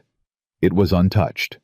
Every row, every green shoot standing exactly as it had been this morning. He looked at Charlotte. She was looking at the wheat too. Her face was streaked with smoke, her hair had come loose, and there was a burn mark on the sleeve of her coat from where a piece of the sacking had caught. She hadn't said anything about that. She was looking at the wheat with the expression of someone who has been very afraid of something, and is looking at the proof that the thing they feared didn't happen. "It's all right," Ethan said. His voice came out rough from the smoke. "I know," she said. She didn't move for a moment. "I know." Then she turned and looked at him, and the fear that had been in her face for the wheat rearranged itself into something that was harder to look at directly. Something that had nothing to do with the wheat at all. Ethan looked back at her. Neither of them said anything, because there in the smoke and the September cold, with the black burn line behind them and the green wheat still standing, some things were past saying and were simply there, present and certain, the way water finds its level and stays. Samuel arrived 20 minutes later with Dolan and the ranch hands. He came through the gate, and he saw the break line, and he saw the wheat, and he saw Ethan and Charlotte standing 8 feet apart, not touching, not speaking. Both of them watching the edge of the burn, the way people watch something that nearly cost them everything. He pulled up his horse. He looked at all of it for a long moment. "Fire's out on my side," he said finally. "Lost some fence on the east boundary. No cattle." He looked at Ethan. "Your wheat held." "It held," Ethan said. Samuel looked at his daughter. He looked at the burn mark on her sleeve. He looked at the 2 spades driven into the ground side by side at the break line. He dismounted. He walked to the break line and crouched down and felt the turned soil with his hand, the way he'd felt the drainage channel and the fence posts and the soil samples, checking the quality of the work, measuring what it had cost and what it had saved. He stood up. He looked at Ethan Walker, and the look on his face was not what it had been 4 weeks ago in the equipment shed, and it was not what it had been at the market, and it was not what it had been at any supper table. It was something older than approval, something that had to be earned the hard way and couldn't be given any other way. "Good work," Samuel Hayes said. He said it to Ethan, but he said it looking at the wheat. And Ethan understood what it meant, all of it, every word that wasn't in those 2 words. And he nodded once and said, "Thank you, sir." And that was enough. That was more than enough. The burn mark on Charlotte's sleeve didn't heal overnight, and neither did everything else the fire had left behind. The east fence line on the Hayes North pasture needed 4 days of work to replace posts burned through at the base wire, warped and slack from the heat. Samuel put his ranch hands on it the morning after the fire, and Ethan showed up at dawn without being asked and worked alongside them. Nobody made a remark about it. Dolan handed him a post digger without ceremony, and they worked until dark, and when Samuel came out at noon with coffee and looked at the line of new posts already standing, he didn't say anything. He just poured Ethan's coffee first. That was the first shift. Small, almost invisible, but Ethan felt it. The second shift came 2 days later, when Roy Cutter rode past the property, while Ethan and the Hayes hands were still working the fence. Roy pulled up and looked at the mixed crew. Hayes men and Ethan Walker working the same line, and his expression went through something complicated that ended in his horse turning and moving on without Roy saying a word. Dolan watched him go. "First time I've seen that man leave without talking," he said. One of the other hands laughed. Ethan kept driving his post, but he'd seen Roy's face in that moment of silence. He'd seen what it looked like when a narrative a man had been carrying collapsed under the weight of evidence.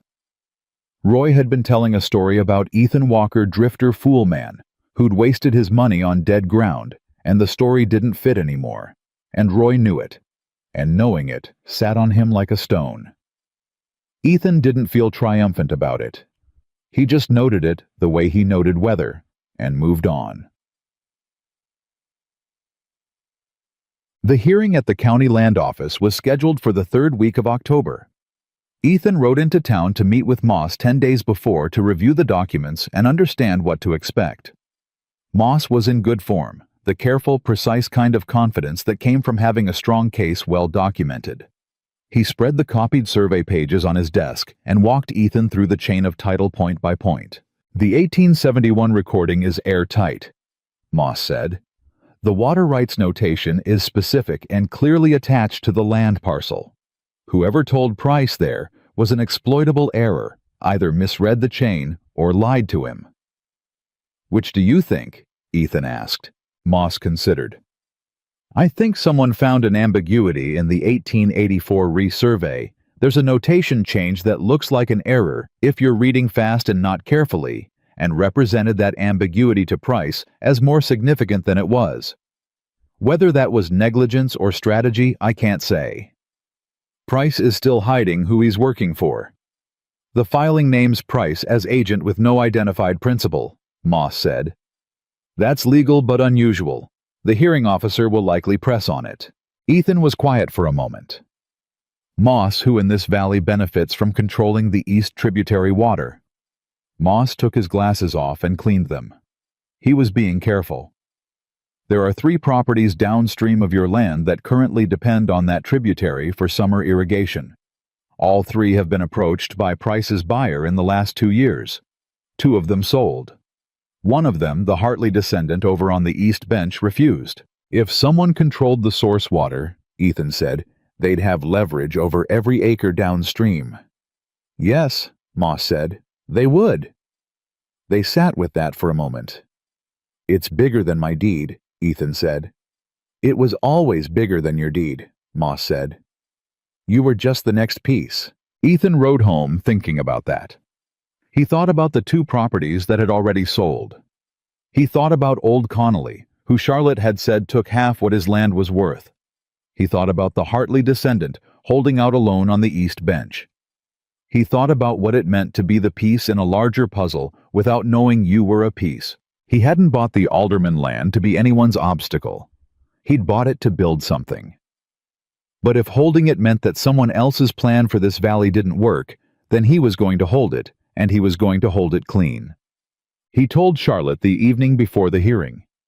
She'd ridden over after supper on the pretext of checking on the wheat, which was doing well. The cold had stayed merciful through most of September, and the tillers had developed fully, and the field was as established as he'd hoped. She knew all this already. She'd been watching it as carefully as he had. She came to where he was standing at the field's edge and stood beside him in the near dark, and they looked at the wheat together in the last of the light, and then Ethan said, "It's not just about my land." She was quiet. "Price has been buying the valley piece by piece," he said. "My land is part of it, the water source. If he gets control of the east tributary at the head, every property downstream is dependent on whoever owns the source." Charlotte turned to look at him. "The Hayes South pasture," she said. "We draw from that tributary in July and August, when the main creek runs low." "I know," he said. She was quiet for a moment, and he could see her thinking it through the same fast, thorough way she thought through everything, pulling all the pieces toward the center, finding the shape of it. "If you lose the hearing," she said. "If I lose the hearing, whoever buys the water rights has leverage over your father's south pasture in dry years," Ethan said, "and over the Hartley bench, and over the 2 properties Price already bought. They'd hold the whole east end of the valley." She absorbed that. She looked back at the wheat. "You're not going to lose," she said. It wasn't reassurance, it was a statement of what she believed based on what she knew. "I know," he said, "but I wanted you to know the full picture. It wasn't fair not to tell you." She looked at him. The look was direct and serious, and had something underneath it that was personal and warm, and that she kept controlled because she was Charlotte Hayes, and control was something she'd grown up practicing. But it was there. "Thank you," she said, just that. 2 words in the dark beside the wheat field. "Thank your father, too," Ethan said. "I need him to know before the hearing." "He'll want to come," she said. "He's welcome to." She nodded. She didn't leave right away. They stood there another minute in the dark, not talking, and the silence was the kind that didn't need to be filled, the kind that had settled in between 2 people who had spent enough time together, that quiet was a form of company. Then she said, "The wheat's going to make it." "It is," he said. "You were right about the variety," she said. "About the timing, about all of it." He looked at her. "You weren't wrong about anything either," he said. "The creek line rose the drainage, the record room. None of it would have worked the way it did without what you knew." She was quiet for a moment. "That's the most you've said at one time," she said. "I meant all of it," he said. She looked at him for a moment longer. Then she turned and went to her horse and rode back toward the Hayes ranch, and Ethan stood by his wheat field until he couldn't hear the hoofbeats anymore. Dapu. Samuel Hayes came to Ethan's door at 7 in the morning on the day of the hearing. He knocked once, and when Ethan opened the door, Samuel was already in his good coat and hat, holding his horse's reins, expression settled and certain. "Ready," Samuel said. Ethan looked at him. Samuel Hayes had driven 4 days to rebuild his first ranch from nothing. Samuel Hayes had fought a boundary challenge alone for a year with money he didn't have.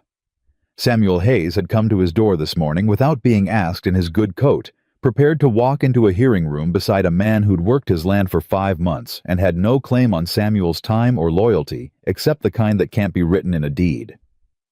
"Ready," Ethan said.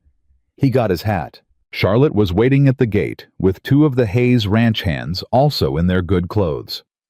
She looked at Ethan when he came out, and she didn't say anything, but what was in her expression said enough.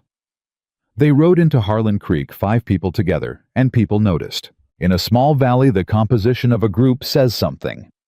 5 people riding together to a hearing said this is not just one man's problem.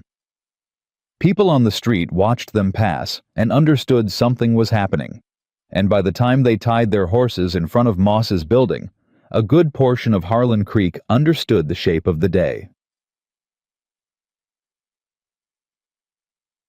The hearing room was the large back room of the county assessor's office, plain and functional, with a table at the front for the hearing officer and chairs arranged in rows.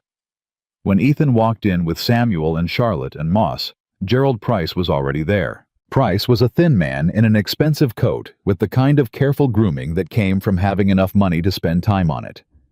He had a lawyer with him, someone from out of county, which was itself a statement, and two other men whose function wasn't immediately clear. Price looked at Samuel Hayes when Samuel walked in, and something moved behind his eyes. He hadn't expected that. The hearing officer was a territorial appointee named Kavanaugh, who had the expression of a man who had sat through enough land disputes to find most of them boring and was still capable of being interested by one that wasn't. He called the room to order and stated the matter simply a challenge to the water rights notation in the deed recorded in the name of Ethan Walker on the grounds of an error in the chain of title. Price's lawyer went first. He was smooth and prepared, and he built his case carefully around the 1884 resurvey notation, the ambiguous one Moss had already found, arguing that the change in notation represented an uncorrected error that invalidated the water rights conveyance in Ethan's deed. It was a good argument. Ethan could see why someone had thought it would work. Then Moss stood up. Moss was not a dramatic man. He didn't perform. He simply presented the 1871 original recording, walked Kavanaugh through the chain of title, with the patience of a man who understood documents, and showed notation by notation that the 1884 change was a surveyor's formatting revision, a standardization of language across all county records that year, and not a substantive change to the rights recorded. He then produced a letter from the county land office, confirming this, which Ethan had obtained on his ride to the Capitol, and which Moss had been holding until this moment, with the particular satisfaction of a man who knows exactly when to put his best card on the table. Price's lawyer objected. Kavanaugh overruled him. There was a short recess. During the recess, Ethan stood near the back of the room, and Price crossed to him. Price's composure was intact, but there was something underneath it that was no longer quite as certain as it had been an hour ago. "Walker," Price said. His voice was low, not hostile, the tone of a man making a business calculation. "Your position is clear. I respect that. But there are other considerations." "Such as?" Ethan said. "The land itself," Price said. "You've done good work on it. Real work. My client can see that. There might be value in a negotiated arrangement, continued operation, fair compensation." "Who's your client?" Ethan said. Price paused. "I'm not at liberty." "Then we don't have anything to negotiate," Ethan said. "A man who won't put his name on what he wants doesn't want it for good reasons." Price looked at him for a moment. The calculation behind his eyes was visible, and then it was finished. "Your call," he said. He walked back to his side of the room. Samuel, who had been close enough to hear the exchange, said nothing. But when Ethan glanced at him, Samuel was looking at Price's back with the expression of a man who has just confirmed something he already knew. Kavanaugh came back. He took 10 minutes to review the documentation Moss had presented. Then he ruled. The challenge was denied. The water rights notation in Ethan Walker's deed was valid and properly recorded. The chain of title was clean.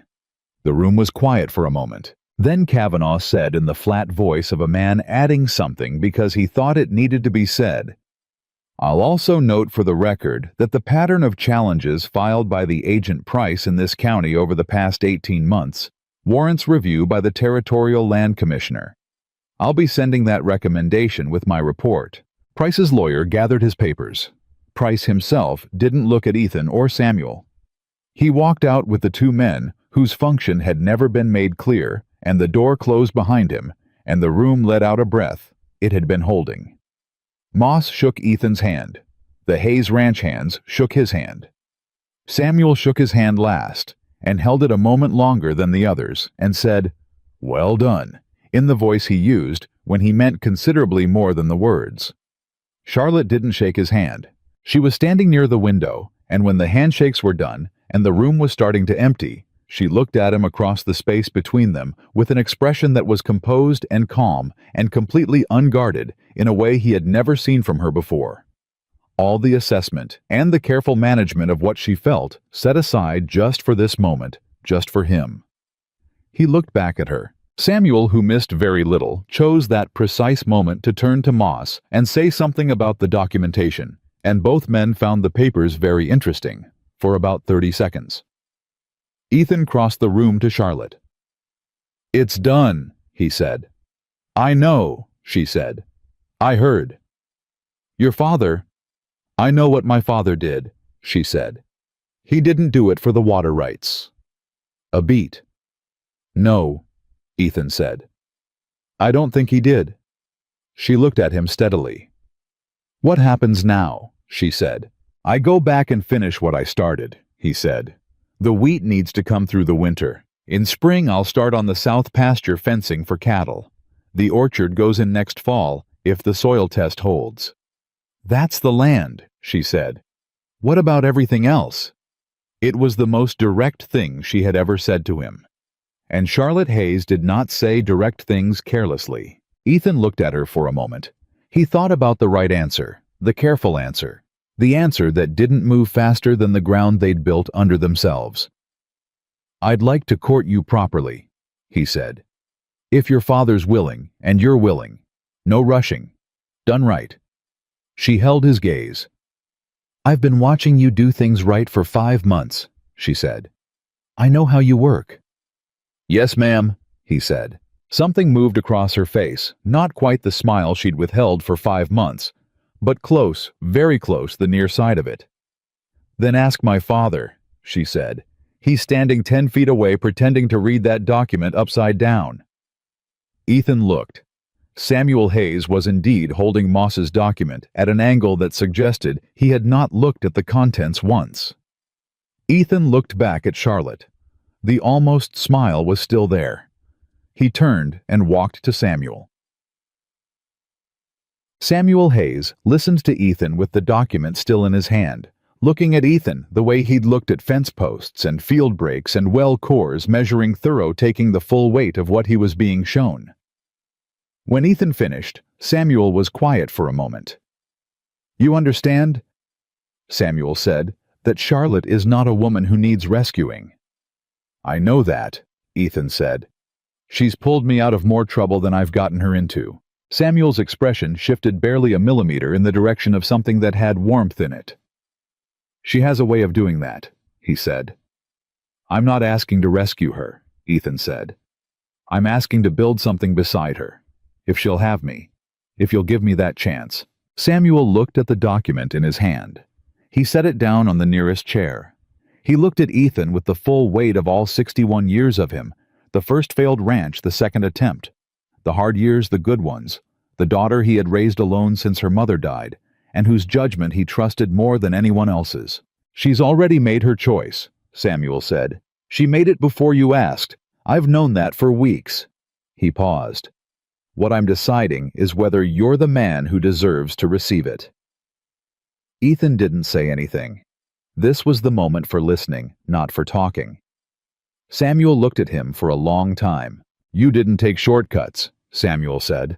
On the land, on the legal fight on this, everything you've done has been done straight. He picked up his hat from the chair beside the document. I'm not a man who changes his mind easy, he said. But I'm not a man who ignores what's in front of him. He put his hat on. You have my blessing, he said. Don't waste it. Ethan let out a breath he hadn't known he was holding. I won't, he said. You have my word. Samuel nodded once. He picked up his gloves. Sunday supper, he said. I believe there are things to discuss. He walked out of the room, and his boots on the floor had the particular sound of a man who has made a decision and is at peace with it. Ethan stood in the empty hearing room for a moment. Then he walked back to where Charlotte was waiting near the window. She had heard none of the words of his conversation with her father. They'd been across the room, but she had watched her father's face the whole time, and she could read her father better than anyone. Well, she said.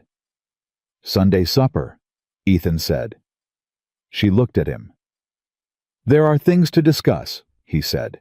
She was quiet for a moment. Then she said carefully, You asked him properly. I did. And he said yes. He said Sunday supper. A pause. That's yes, she said. That's his yes. He looked at her. I know, he said. She looked at him for a long moment, and what was in her face now was not the composed, careful expression she wore like a second coat most of the time. It was something quieter and more real, the expression of a woman who has been waiting for something with more patience than anyone knew, and has just received confirmation that the waiting was worth it. "All right," she said. Her voice was steady. "Sunday supper, then." She put on her hat and walked toward the door. At the doorway, she stopped. She turned halfway. "Ethan," she said. "Charlotte?" he said. She held his gaze for one more moment, and whatever she'd been holding back for 5 months moved across her face all at once. Everything she'd kept controlled and careful and measured for the whole length of their knowing each other present, now visible and certain. Then she walked out into the October light. Ethan stood alone in the hearing room for one more moment. He put on his hat. He thought about 63 acres of ground that nobody had wanted, and a well that went 42 feet before it found cold, clean water, and a field of winter wheat that had survived a fire and a frost and a legal fight and was still standing. He thought about what it meant to build something right. He walked out into the light after her. The Sunday supper after the hearing was different from all the ones before it. It wasn't louder. It wasn't more ceremonial. Samuel Hayes didn't make a speech or pour anything special or change the arrangement of the table. He made the same roast. He poured the same coffee. He sat in the same chair at the head of the table that he always sat in. But the room had a different quality to it, the way a room feels after a long storm has passed and the air has settled into something cleaner and more permanent than what was there before. Charlotte had set 3 places, same as always, but she'd put the breadbasket in the center instead of at her father's end, which was small and said something. Ethan came at 6 o'clock. He knocked at the door. Charlotte opened it. She was wearing the blue dress again, the same one from the first supper, plain and well made.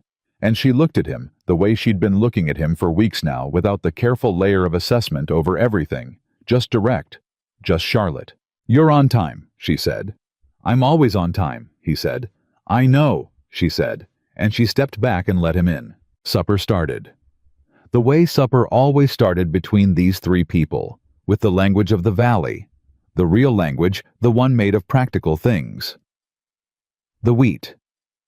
The east fence repair. The fall gather on the Hayes North pasture that Dolan had managed with 2 hands short. Ethan had helped with that too 3 days the week before, which Samuel had noted and not remarked on, which was its own remark. But partway through the meal, Samuel set down his fork and looked at Ethan with the particular quality of attention that meant he was done talking around something. "I want to say something," Samuel said. Ethan waited. "I was wrong about you," Samuel said. He said it the way he said everything that cost him something straight. No softening, no apology layered around it. Just the truth, delivered clean. "When you bought that land, I thought you were a man who didn't know what he didn't know. I was measuring you against what you had instead of what you did. That was my error."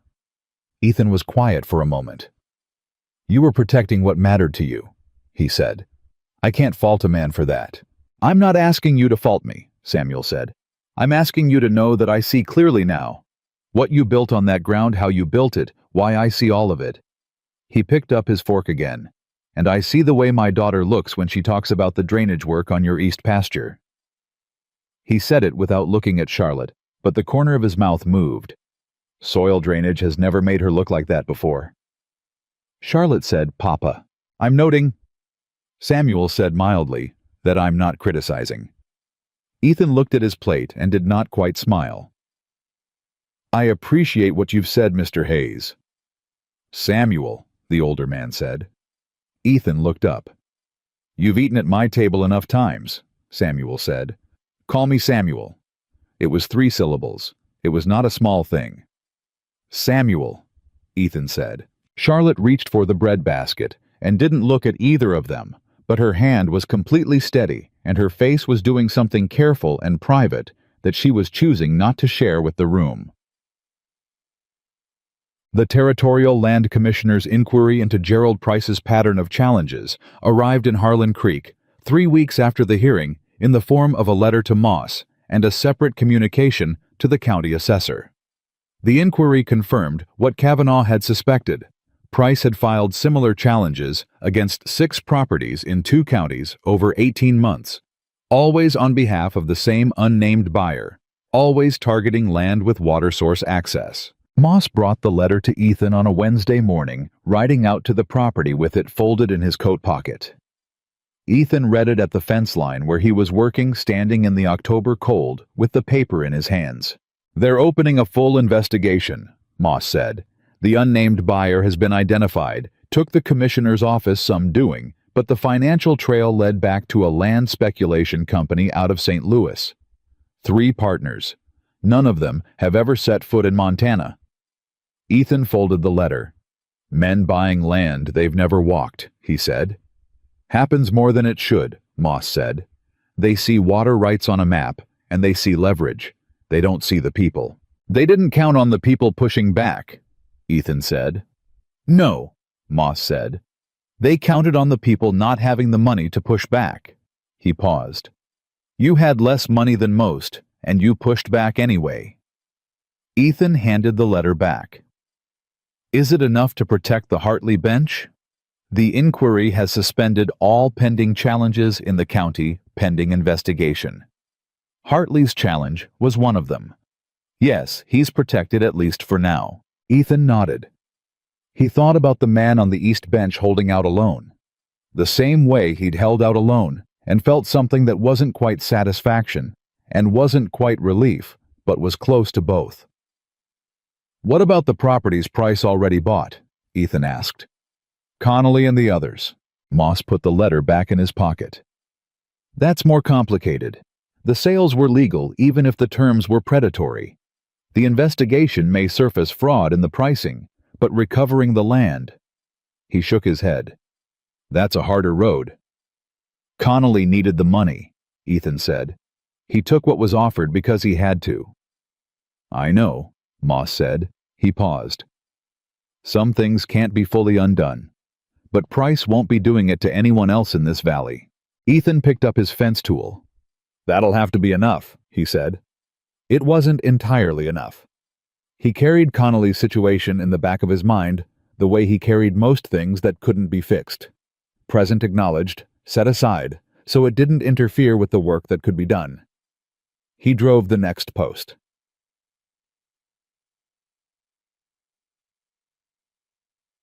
Charlotte rode out that afternoon, and he told her about the commissioner's inquiry while they walked the North 40 together, checking the wheat one last time before the real cold came. The field had done exactly what he'd hoped. Full tiller development, healthy root systems, the green of it muted now to the gray-green of a crop settling in for winter, but alive underneath building strength below the surface. She listened to everything he said about Price and the inquiry and the Hartley bench, and when he finished, she was quiet for a moment, walking beside him with her hands in her coat pockets. "Connolly won't get his land back," she said. It wasn't a question. "Probably not," Ethan said. She was quiet again. "He had that land 30 years, she said. "His father broke the sod on it." "I know. Some things," she said, and stopped and started again. "Some things can't be fixed by being right, even when you're right." "No," he said. "They can't." She walked another few steps. "But you didn't let it happen to you," she said. "And you didn't let it happen to Hartley." "You helped with that," he said. "The recording number." She shook her head slightly. "You rode 4 days to the Capitol and 4 days back, and you found the survey in a room full of ledgers," she said. "The number just told you where to look." "Where to look was the difference between finding it and not," he said. She stopped walking. She turned to face him in the middle of the wheat field, the gray-green crop around them, the October sky cold and wide overhead. "Ethan," she said. "Charlotte," he said. She looked at him with the full directness that was her most Charlotte quality. No deflection, no management, just the truth of what she was about to say, laid out cleanly in front of her. "I've been practical my whole life," she said. "About land, about decisions, about people. I don't make choices I haven't thought through." "I know," he said. "I've thought this through," she said. "Every part of it. The land, the work, the kind of man you are when no one's making you be that man. I've watched you for 5 months, and I've thought it through, and I'm telling you now that my answer is yes, before you've asked the question properly, so that when you do ask it, you know what's coming." He looked at her for a long moment. The wind moved across the wheat field between them. "That's the most words you've said at one time," he said. She didn't look away. "I meant all of it," she said. He reached into his coat pocket. He'd been carrying what was there for 3 days, waiting for the right moment, and he'd decided this morning that the right moment was not going to announce itself with ceremony. It was just going to be a moment that was right, and he would know it when it came. He held out his hand. In his palm was a ring, simple silver, a small stone that had belonged to his mother, the only thing of hers he'd carried across 3 states and 7 years of working other men's land. Charlotte looked at it. She looked at him. "I don't have a grand estate," he said. "I have 63 acres, and a good well, and a field of winter wheat that's going to make it through. I have work I know how to do, and I do it right the first time. And I have—" He stopped, chose his words, the way he chose everything carefully. "I have more respect for you than I have words to say it with. More than that, if I'm honest." She was very still. "Marry me," he said. "Be my partner on that land. Build it with me." Charlotte Hayes looked at the ring in his hand, and then at his face, and then at the wheat field around them that they had both fought for, with water and seed, and legal documents, and fire breaks, cut in the September smoke.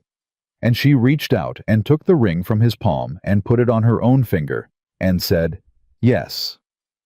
Just that. One word. The most certain word he'd ever heard. She told her father that evening. Ethan sat at the table, and Samuel sat across from him, while Charlotte stood near the window and said what had happened in the wheat field, and Samuel listened to the whole thing without moving. When she finished, Samuel looked at his hands. He looked at the table. He looked at Ethan with the full weight of a man who has raised a daughter alone and has spent her whole life trying to prepare her for the world, and now finds himself at the moment where preparation becomes release. "She's the most valuable thing I have," Samuel said. His voice was level, but it had something in it that cost him. "I know," Ethan said. "I'm going to spend the rest of my life making sure that's still true." Samuel nodded slowly. He reached across the table and put his hand on Ethan's forearm. Not a handshake, not a pat on the shoulder, something more than either of those, a gesture that had in it all the things Samuel Hayes had never been able to say quickly or easily about trust and acceptance, and the particular vulnerability of a man who loves someone and has to let someone else do the loving. He held it for a moment. Then he let go and picked up his coffee cup and said, "Spring wedding makes sense. Ground'll be thawed. Wheat'll be showing." Charlotte turned from the window and looked at her father with an expression that was doing several things at once, the most visible of which was love, plain and unguarded, and not trying to be anything else. "Spring," she said. "Spring," Ethan said. "Ethan." Samuel drank his coffee. "You'll need to add a room to that house," he said. "The front room's too small and the kitchen needs a proper window." "I was planning on it," Ethan said. "I've got lumber," Samuel said. "Good pine been drying 2 years. I won't hear arguments about it." Ethan looked at him. Samuel was looking at his coffee cup with the studied neutrality of a man who has just given something and is not going to make a production of it. "Thank you, Samuel," Ethan said. "Don't thank me," Samuel said. "Build it right." Yeah. Roy Cutter heard about the engagement before the week was out. This was inevitable. He heard it at the feed store from Amos, who told him in the same mild tone he used for everything, and Roy stood at the counter for a moment processing information that did not fit the shape of the story he'd been carrying for 5 months. He left without buying anything. He came back an hour later and bought what he needed and didn't say a word about Ethan Walker, or Charlotte Hayes, or the Alderman place, or winter wheat, or water rights. Amos noticed. Amos said nothing. But when Ethan came in 2 days later for lamp oil and wire, Amos said, "Roy was in yesterday," in the conversational tone of a man sharing weather information. "I heard," Ethan said. "Didn't say a word about you," Amos said. Ethan set his list on the counter. "Good," he said. "First time in 5 months," Amos said. "Good," Ethan said again. Amos smiled at his counter. He filled the order. He charged Ethan fare same as always. and when Ethan picked up his supplies, Amos said, "Congratulations, by the way. Charlotte Hayes is a fine woman." "She is?" Ethan said. "Best I've ever known." Amos nodded. "You'll do right by her." "Every day," Ethan said. He walked out into the November cold and loaded his horse and rode home. The winter came hard in the first week of November and stayed. The temperature dropped and held the kind of Montana cold that was serious and committed, and Ethan watched the wheat go dormant under the frozen ground and trusted what he'd built below the surface. The roots were there. The tiller structure was there. The variety had been chosen for exactly this, for cold that went deep and stayed long and tested whether you'd done the preparation right. He'd done the preparation right. He spent the winter months on the house. The lumber Samuel sent was good pine, straight-grained and well-dried, and Ethan built the new room off the east side with the same care he'd put into the fence posts and the drainage channel. Every joint fitted clean, every board level. Nothing done for appearance that wasn't also done for strength. Charlotte came over twice a week through the winter. Sometimes she brought food. Sometimes she brought her soil notes, and they sat at the table and planned the spring planting together, what to put in the south pasture once the fencing was done, where the first cattle would graze, how to stage the orchard preparation on the east slope. They worked side by side at the table the way they'd worked side by side at the fire break. No performance, no pretense. Just two people who understood the same things building the same thing together. Samuel came out once with Dolan to look at the room framing and walked the whole structure without speaking, checking the joinery and the load-bearing points and the window placement, and when he was done he said, "You cut the rafters right," which from Samuel Hayes was a technical assessment and also something more. "I've built a few things," Ethan said. "I know," Samuel said. "Charlotte told me about the operation in Wyoming, Hartley's place." He paused. "She's done more research on your work history than she's let on." Ethan looked at him. "Is that right?" "She looked up Galt, too," Samuel said. "The Wyoming farmer with the winter wheat. Wrote him a letter. He wrote back." Ethan was quiet for a moment. "What did he say?" "That you were the best hand he'd had in 20 years, Samuel said. "That you left because there was nothing left to build."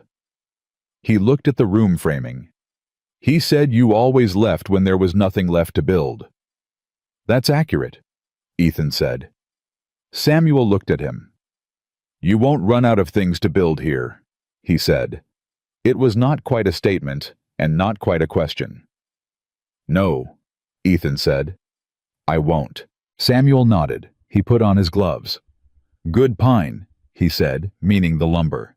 He walked out and Dolan followed him, and Ethan stood alone in the framed room with the winter light coming through the rough window opening, and thought about a woman who had written a letter to Wyoming on his behalf and never said a word about it. That evening Charlotte came by with a pot of soup she'd made that morning. She set it on the stove, looked at the room framing, and walked through it with her hand trailing along the studs, the way she walked fence lines. "You cut the rafters right," she said. "Your father said the same thing," Ethan said. She turned and looked at him. "He doesn't say that often," she said. "I know," Ethan said. He looked at her. "You wrote a letter to Wyoming." She went still. "Galt wrote back to your father," Ethan said. Charlotte held his gaze. She didn't look away, and she didn't apologize. "I wanted to know who you were before you came here," she said. "I wanted to know if what I was seeing was who you always were, or just who you were in front of me." "And?" he said. "Same man," she said. "Every place you went, every person who knew you said the same thing. Works hard, works right. Leaves when there's nothing left to build." She paused. "I needed to know if there was enough here to make you stay." He looked at her for a long moment. "Charlotte," he said. "I know," she said. "I should have told you." "I'm not upset," he said. He stopped, found the word. "I'm glad someone checked. A woman ought to know who she's marrying." She let out a breath. "I know who I'm marrying," she said. "I know you do," he said. "That's what I'm glad about." She looked at him for another moment, and the winter light in the framed room was thin and cold, but there was warmth in it somehow. The warmth that comes not from heat, but from being exactly where you're supposed to be, doing exactly what you're supposed to be doing, with exactly the right person beside you. She handed him a bowl of soup. He took it. They sat at his table in the half-built house and ate together in the comfortable silence of two people who had run out of things to prove to each other, and found that what was left, once all the proving was done, was better than either of them had let themselves expect.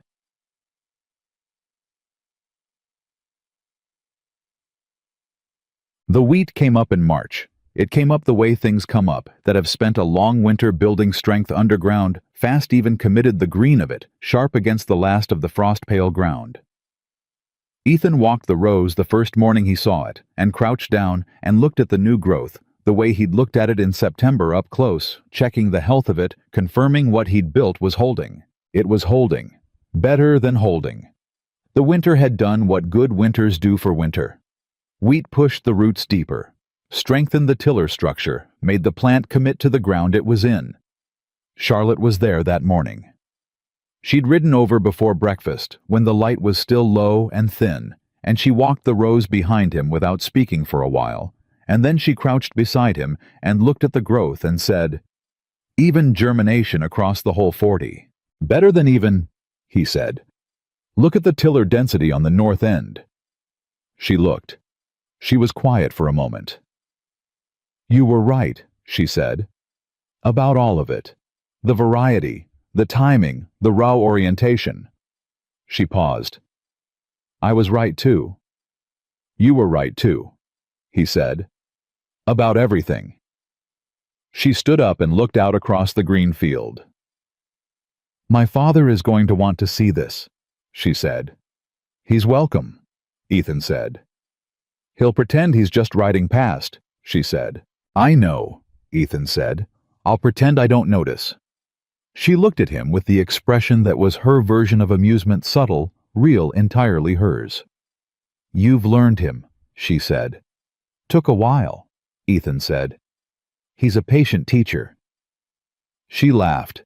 It was a small sound, quiet and genuine, and it was the first time he'd heard it full and unguarded, and it was better than he'd expected, which was saying something because he'd expected it to be good. He stood up beside her. They stood at the edge of the wheat field in the March morning, the new crop at their feet. The east tributary, running clean below the property. The house behind them, with its new room framed and half-finished. "Spring," she said. "You ready?" he said. She turned and looked at him, the full look all the way and nothing held back. "I've been ready," she said. "I was waiting for you to be ready." "I've been ready since September," he said. She raised one eyebrow. "The fire," she said. "You decided in the fire. I decided at the creek," he said. "When you told me the rope angle was wrong." She stared at him. "First day I met you," he said. "I knew." She was quiet for a moment. Then she said very carefully, "You could have mentioned that." "You had the recording number in your pocket for 3 years," he said. "We both had things we weren't mentioning." She looked at him for another moment. Then she shook her head slowly, and the almost smile became the real thing, complete and unguarded, and entirely worth the 5 months of waiting to see it. And she turned back to the wheat and said, "Spring wedding then, before the wheat needs tending." "Before the wheat needs tending," he agreed. Samuel Hayes rode past the North 40 on a Tuesday in the second week of March, the way Charlotte had predicted. He pulled up at the fence line and looked at the wheat for a long time without getting off his horse. Ethan was working the south pasture fence, and he could see his future father-in-law from 200 yards away, sitting his horse at the field's edge looking. He didn't call out. He kept working. After a few minutes, Samuel turned his horse and rode south toward his own land. And as he passed the corner of the south fence where Ethan was working, he slowed and looked at the new fence posts tight level, same quality as everything else. "South pasture'll be ready for cattle by May," Ethan said without looking up from his work. "I know," Samuel said. "I can see the work." A pause. "You need a hand with the remaining section," Samuel asked. Ethan straightened up and looked at him. Samuel was sitting his horse with the particular posture of a man who has just offered something, and is prepared to be declined, and is prepared to be accepted, and has no preference between them, which was not entirely true, but was what he showed. "I'd appreciate the help," Ethan said. "Saturday." "Saturday," Samuel said. He rode on. Ethan watched him go, and thought about a man who had lost everything once and built it back right, and who was now offering his Saturday mornings to help someone else build something right, not because he owed it or because anyone was watching, but because it was the kind of thing a good man did when he recognized the same work in someone else. He thought about what Charlotte had said in the wheat field that morning in September, when she'd said the rope angle was wrong, and he'd been in the creek up to his thighs, and the old horse was going down. He thought about how a thing can begin before you know it's beginning in the most ordinary moment with the most practical words. A rope angle, a creek bank, a horse that needed help. Everything since then. The well, the wheat, the fire, the legal fight, the Sunday suppers, the ring that had crossed 3 states in his coat pocket. All of it had grown from that one morning at the creek from 2 people who understood the same problem and solved it together without being asked. That was the whole of it, he thought.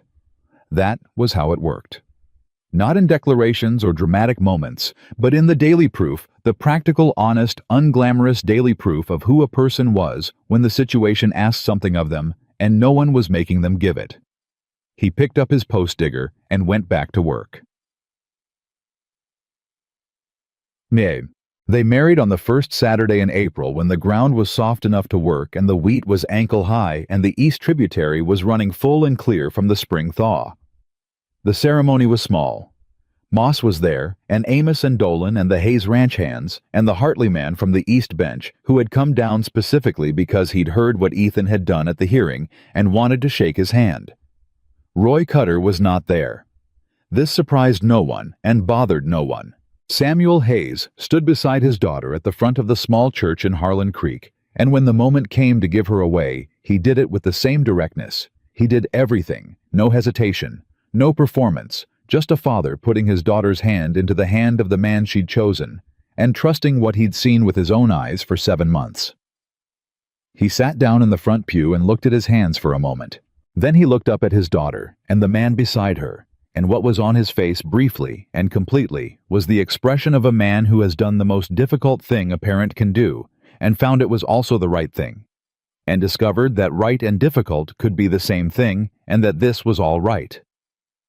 The preacher said what preachers say. Ethan looked at Charlotte through all of it, and Charlotte looked at Ethan, and what passed between them in those looks was everything that had been said and unsaid across 7 months of fence lines and wheat rows and legal hearings and fire breaks and Sunday suppers, and 2 people learning each other the only way that matters by watching what the other person did when it cost them something. When it was done, Charlotte Walker. Charlotte Hayes. Walker, she decided, because her father's name had earned its place in hers, walked out of the church on her husband's arm into the April morning, and the light hit the valley the way it does in early spring, when the worst of winter is truly over, clean and direct, and without apology. She looked at the hills. She looked at Ethan. "The wheat needs checking," she said. He looked at her. "It'll keep," he said. She considered that. "It will," she agreed. They walked to their horses. Ethan untied them and handed Charlotte her reins, and she took them and mounted up with the ease of a woman who had been on horseback her whole life and would be for the rest of it. He mounted beside her. They rode north together, up the road that ran along the ridge, the same road she had ridden past the alderman place 100 times before she knew his name, the same road where he had watched her from the fence line and gone back to his work and not let himself think about it. The wheat was visible from the ridge, a green field on ground that had been dead and tired and given up on, now alive and committed, and building toward harvest. Charlotte looked at it. Ethan looked at her, looking at it. "You were right," she said, "about the ground."